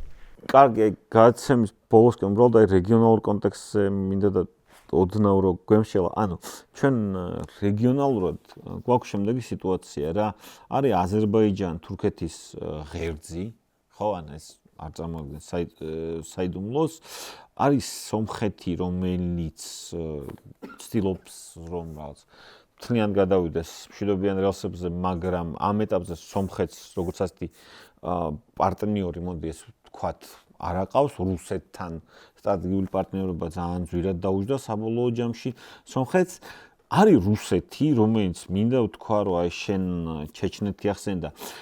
რუსეთი არის ქვეყანა, სადაც რაღაც ერთიანი ვერტიკალიც არ არსებობს რა. ჩეჩნეთში მაგალითად რუსეთის კანონმდებლობა მთლად ისე არ მოქმედებს რა, როგორც მოქმედებს რაღაც ვოლოგდასთან და ასე შემდეგ რა. ძალიან ისეთი სიტუაცია პლუს ამას ემატება ის, რომ ეს სახელმწიფო ვერტიკალი რუსეთის შიგნითაც რაღაც კლანებს შორისაა გადანაწილებული რა. პუტინი გამოდის როგორც უბრალოდ მსაჯული და არბიტრი ამ კლანების, თორე მაინც და მაინც პუტინს ერთპიროვნულად სიტუაციას მართავს ვერ იტყვი და პლუს აი საქართველოს კონტექსტში კიდე საინტერესო რაც არის, სამხრეთ კავკასია შედიოდა დმიტრი კოზაკის საკურატოროში პირობითად რო ავიღოთ და გადაბარდა კირიენკოს რა კოზაკს აერია პუტინთან ურთიერთობა იმის გამო რომ უკრაინის ომს ხარს არ უჭერდა. ყოველ შემთხვევაში ეს ინფორმაცია გამოსული გარეთ რა. პლუს რეგიონალურ კონტექსტს ემატება ჩვენი აბსოლუტურად მოშლილი ურთიერთობები როგორც საამერიკელებთან ასევე ევროპელებთან, იმიტომ რომ როგორი ტრამპიც არ უნდა იყოს, ამ ტრამპთან ვერ დავაგდნენ რა. ფაქტია რომ ვერ დავაგდნენ რა და ეს ყველაფერი პრაქტიკულად განაპირობებს ამ სიტუაციაში ვართ ესე მარტოკა რა. აი დავუშვათ, აი მომხრე ვარ დავუშვათ ქართული ოცნების რა. ამ ფაქტს ხომ მაინც ვერ უარყოფ, რომ არიან ეს გამოკიდებული ბუდაპეშტში ჩარბიან ხოლმე ერთი ეგ არის რა. ერთ-ერთი მოკავშირე ვინც ყავს ვიქტორ ორბანი რა. всё ორბანიზაცია მეტი არაფერი. აი ამაზე რა შეგიძლია თქვა? არაფერი ძალიან მოკლედ, გასაგებია რომ ცუდი დინამიკა არის, ეხლა უკვე ვახსენეთ ჩვენ რომ მოკავშირეები არ ყავს და შესაბამისად თუ აზერბაიჯანი, თურქეთი და ამ ორეულს კიდე ერთიც დაემატა პაკისტანი, ანუ ტრილატერალური შეთანხმება გააფორმეს ცოტა ხნის წინ, რაც აი ამ ორ თურქულ სახელმწიფო, თურქულენოვან სახელმწიფოს კიდე მათ შორის ბირთვულ გარანტიასაც აძლევს, იმიტომ რომ პაკისტანი არის ჩათვალეთ ეს არის ისლამური. ზოგადად ისლამის ფაქტორზეც მე ღირს საერთოდ საუბარი ამ გლობალურ არეულობაში ისლამი რა როლს თამაშობს, ხო, ეს ძალიან მნიშვნელოვანია, მათ შორის რეგიონალური კონტექსტი ძალიან მნიშვნელოვანია ჩვენზე პირდაპირ აისახება პროპორციულად, მაგრამ ის ფაქტი რომ ბაქო და ანკარა ამ ღერთ შეემატა ისლამაბადიც ეს ცალსახად მეტყველებს რომ ეს რა როლს როგორ განიხილავს საკუთარ თავს პაკისტანი ზოგადად ისლამურ სამყაროში ბირთვულ კონტექსტში პირველ რიგში ბირთვული შეკავების კონტექსტში და თურქეთიც კი ამ შემთხვევაში საჭიროებს ამ ბირთვულ კომპონენტს რადგანაც მას არ აქვს და პაკისტანისკენ ეს ღერძი აგებულია იმიტომ რომ აი ეს გლობალური უსაფრთხოების თვალსაზრისით თურქეთიც კი განიხილავს ამას როგორც ერთ-ერთ გარანტიას უსაფრთხოების თვალსაზრისით. წარმოიდგინეთ თურქეთს უჭირდება კიდე დამატებითი გარანტიები რა. ხო, თან ამას მარტო თურქეთს არ შვება, ამას საუდის არაბეთიც იგივე შვება, პაკისტანთან იგივეს ახორციელებს. აქ ჩვენთვის მნიშვნელოვანია რომ ირანის ირანში მილინა მოვლენები პირდაპირ პროპორციულად აისახება სომხეთზე. ხა სომხეთი ძალიან რთულ დღეში იმყოფება, იმიტომ რომ სომხეთის რეალური გარანტორები უსაფრთხოების იყვნენ ადრე რუსეთი და მეორე ირანი. ირანს არაერთხელ უთქვია რომ ნებისმიერ შემთხვევაში, ნებისმიერ კონფიგურაციას პირდაპირ სახმელეთო კავშირის თურქეთსა და აზერბაიჯანს შორის სომხეთის სუვერენიტეტის ხარჯზე ირანი გამორიცხავს და ამისთვის ის მზად არის რომ ომიც კი დაიწყოს აზერბაიჯანის წინააღმდეგ. ანუ ეს იყო წითელი ხაზი ირანისთვის. იმ შემთხვევაში თუ ირანი ამ განტოლებიდან ამოვარდება, იმიტომ რომ მას უბრალოდ არ ეცლება სომხეთისთვის, ანუ ჩვენ მივიღებთ სიტუაციას, როცა სომხეთი კიდევ უფრო დასუსტებულია ამ რეგიონალურ კონტექსტში და რაღაცაერად კიდევ უფრო აი ადრეული შუა ფეოდალურ პერიოდში, როცა მე-6 მე-7 საუკუნეში ეს სომხეთი რო იყო ხოლმე იმის ან პართიის, ან სპარსეთის რაღაც და ბიზანტიის და იმ რომის რაღაც აჯიჯგნი რაღაც ესეთი რაღაც ის ანალოგიები მიჩნდება ეხლა მე და ჩვენ ვართ რაღაც გარიყული ამ კავკასიის მთებისკენ ესეთი ქვეყანა რომლისთვისაც ჯერჯერობით არავის არ სალია, იმიტომ რომ აი სხვათაშორის ეს ძალიან კარგი პარალელები არის, იმიტომ რომ რეალურად აი ხა ეს ტრიპის თემა რო ავიღოთ, ხო? ანუ ეს დამაკავშირებელი რაც აზერბაიჯანს და თურქეთს აკავშირებს სომხეთის გავლით ეს თემა, ანუ სატრანზიტო თემა და აზერბაიჯან-თურქეთის სახმელეთო თუ როგორც გვინდა ისე დავარქვათ კავშირი დღის ეს რიგიდან არ არის მოხსნილი და მე სიმართლე გითხრათ არ ვიცი რა ელფერს ფორმატ შეიძენს მომავალში ეს გეგმა თუ ირანი როგორც ფაქტორი შემაკავებელი და დამცავი ფაქტორი სომხეთისთვის ზოგადად გაქრება, ანუ რაღაც პერიოდის განმავლობაში, იმიტომ რომ აზერბაიჯანელების აპეტიტი გაიზრდება მაგას. ხო, არა მხოლოდ აზერბაიჯანი, არ გასაგები აზერბაიჯანი თურქეთზე არ საუბრობ, მაგრამ აზერბაიჯანელების აპეტიტი ის რომ ქვეყანა, დიდი ქვეყანა, რომელიც გარანტორი იყო სომხეთის არსებობის, როგორც ასეთი, იმას უბრალოდ არ სალია ერთ-ერთი ცუდი სცენარით ჩართულია სამოქალაქო ომში ერთმანეთის წინააღმდეგ ამ შემთხვევაში რამდენად გაიზრდება როგორც მინიმუმ სომხეთი უფრო ცუდ დღეში არის ვიდრე ერთი ეს ახლა გამომჩა ეს ეწოდებული სინიკის იგივე ზანგეზურის კორიდორი რომელიც ჩვენ ახლა შევდივართ ისეთ გეოპოლიტიკურ ორომტრიალში რომ აქ მთავარი პოლიტიკა ის კი არ უნდა იყოს რომ ხალხო მენუ შემამჩნევთ მენუ შემეხებით აქ მე არ ვიმყოფები და ესე დაბრმავებულად რო იარო და უბრალოდ არ გამოუჩნდე აქ პირიქით მთელი პოლიტიკა უნდა იყოს აგებული აი რაღაცაერად ცოტა ისეთ რო გავაკეთო აი ბისმარკისეული აი გადაზღვევების პოლიტიკები რო იყო ხო ანუ ყველასთან ყველგან უნდა გქონდეს ცდილობა რომ აი შენთან რაღაცა ამაზე აკმაზებდებ ხელშეკრულებას უსაფრთხოების. აი ამ შემთხვევაში აქ თუ რაღაცა არ გამოვიდა, იმასთან დებ რაღაცა ხელშეკრულებას. იქით რაღაცას რომ მთელი შენი აი ეს სისუსტეები რაც არის რომ გადაზღვეული იყოს ტრილიონი მონაწილით რომ კონდეს ელემენტარული რაღაც ბერკეტები და რაღაცა რო უცებ მოხდეს ესე პირი არ დარჩე და მე ეს თავის ქავილით არ იყო დაკავებული, ეს ნეტავი ქორწილში არ დაგპატიჟებენო, ანუ ხო იცი, ანუ ჩვენ ტერიტორიაზე რაღაცა მოხდება და შენ არც კი პატიჟებენ იმაზე, ხო, ღონისძიებაზე. აი ესეთი რაღაცა ეს რეგიონალური პოლიტიკა, ამავე დროს კიდევ ერთხელ მე მინდა რომ პოზიტიურის დავრჩე. ეს გამოწვევები შეიძლება რაღაცნაირად სარგებლადაც აქციო. ხო? იმიტომ რომ გამოწვევებში შენ მართლა შეგიძლია შენი უნიკალური მდგომარეობით, შენი უნიკალური კავშირებით ისარგებლო და შექმნა ერთგვარი მართლა სტაბილურობის კუნძული რეგიონში. რასაც ბუნებრივია მთელი თავისი სარგებელი მოყვება, ეხლა ისე შვეიცარიის მაგალითი მომყავს მეორე მსოფლიო ომში, სადაც ყველა იკრიბებოდა მთელი ფინანსური მეორე მსოფლიო ომის პირობებში შვეიცარია სარგებლობდა ამით, რომ ძირითადად ხვდებოდნენ ერთმანეთს ძალები, დაპირისპირებული ძალები შვეიცარია. ეს იყო მიჩნეული როგორც პლატფორმა, გეოგრაფიული არეალი, სადაც შეიძლებოდა სიმშვიდეში შეხვედრა, მოლაპარაკება, დიპლომატიური, ფინანსური ოპერაციების ჩატარება და ასე შემდეგ. მაგრამ ამას კიდევ ერთხელ ხო, ეს რომ განახორციელო, ყველა რომ გაღიაროს როგორც სტაბილურობის კუნძული და ასე შემდეგ, შე როგორც მინიმუმ უნდა ყავდეს ლეგიტიმური მთავრობა, სულ პოლიტიკური კრიზისები არ უნდა იყოს, უნდა გქონდეს მართლა ლეგიტიმური პოლიტიკური სისტემა, ფუნქციონირებადი პოლიტიკური სისტემა და არა ნახევრად კრიმინალური რაღაც ესეთი ჰიბრიდული მონსტრი, რომელიც იმით არის დაკავებული, რომ თავის მოქალაქეებსაც პარავს ფულს და ქვეყანას კიდე მის რესურსობრივად ანადგურებს, ხო? და ზოგადად ქვეყნის ეროვნულ ინტერესებს ყიდის კერძო ინტერესებიდან გამომდინარე. ხო?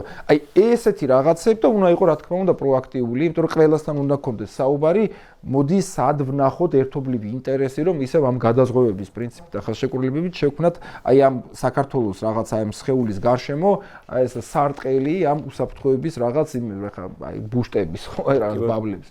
აი ესეთი. სამწუხაროდ ეს არ არის, მაგრამ ნუ იმედია რომ კიდევ ერთხელ აი ეს მეუფე იაკობის განცხადება რაღაცნაირად მენიშნა და მგონი ისევ ერთხელ რაღაცა მაინც დადის, სადღაც მაინც ის ზარები რეკავენ. ხო, მე შეიძლება ძალიან ნაიურად ჟღერდეს ამ მძიმე ფონზე, მაგრამ ოპტიმისტურად გეტყვი რა თვალსაზრისით უყურებ ამ ამბავს რა. ერთი მძამნიშნულოვანი იქნება 2026-ში რა ქვია მაგას სომხეთში არჩევნების საკითხი, მძამნიშნულოვანია იქ რამდენად შეინარჩუნებს პროდასავლური ხელისუფლება, იმიტომ რომ რუსების ძალიან სერიოზული ფოკუსი ხა ერევანშია გადატანილი იმის საწინააღმდეგოდ, რომ რამენაირად იქ ფაშინიანის ჩანაცვლება მოხერხდეს. თუ ეგ არ ხერხდება და ფაშინიანი ინარჩუნებს ძალაუფლებას, მაშინ რუსეთის გავლენების დასუსტება რეგიონში პრინციპში გრძელდება. ანუ პრობლემა არის ის, რომ რუსეთის გავლენების დასუსტება ანუ პირდაპირ პროპორციულად ან ავტომატურად არ ნიშნავს აქ დასავლური ყოფნის გაზდას რა. ეგ ეხლა რასაც ვაკვირდებით ამ რეგიონში და მე მგონია რომ უბრალოდ თუ დასავლეთი ამ შემთხვევაში უფრო ევროკავშირი რაღაცა ფორმით გეოპოლიტიკურ კუნთებსაც შეიძენს იმ შოკების გამო, რომელიც ეხლა მის ირგვლივ ხდება, მაშინ ბუნებრივად დგება დღის წესრიგში შემდეგი საკითხი, რომ სამხრეთ კავკასიაში აი ნორმატიული ფორმით ყოფნა რა, რომ რაღაც ინსტიტუციური მაქონდეს. ერთადერთი ქვეყანა, რომელთანაც მაგის გაკეთება შეიძლება, ეგ შეიძლება იყოს საქართველო, რომელსაც პაკეტში მოყვება პროდასავლური სომხეთიც და აზერბაიჯანის, რომელსაც აქვს ენერგეტიკული სერიოზული კავშირები და ევროკავშირთან. ასე რომ რამდენიმე რამეს უნდა უგულშემატკივროთ. პირველი, ბაქოსა და სომხეთს შორის ეს მშვიდობა მართლა გრძელვადიანი ფორმა მიიღოს და მეორე, საქართველოშიც და სომხეთშიც დემოკრატიულმა პროცესებმა ავტომატურად უნდა ხელი შეუწყოს აქ ევროკავშირის კიდევ უფრო მეტ შემოსვლას და ამერიკის შეერთებული შტატების. კი ბატონო. ძალიან დიდი მადლობა სტუმრობისთვის, მადლობა საინტერესო საუბრისთვის. ჩვენი სტუმრები იყვნენ ლაშა ძებისაშვილი და გიორგი შაიშმალაშვილი. დარჩება გადაცემა პოლიტიკური კოდი YouTube პლატფორმაზე მისმინე. გამოიწერეთ ჩვენი არხი და გამოყვებით YouTube-ზე. დიდი მადლობა.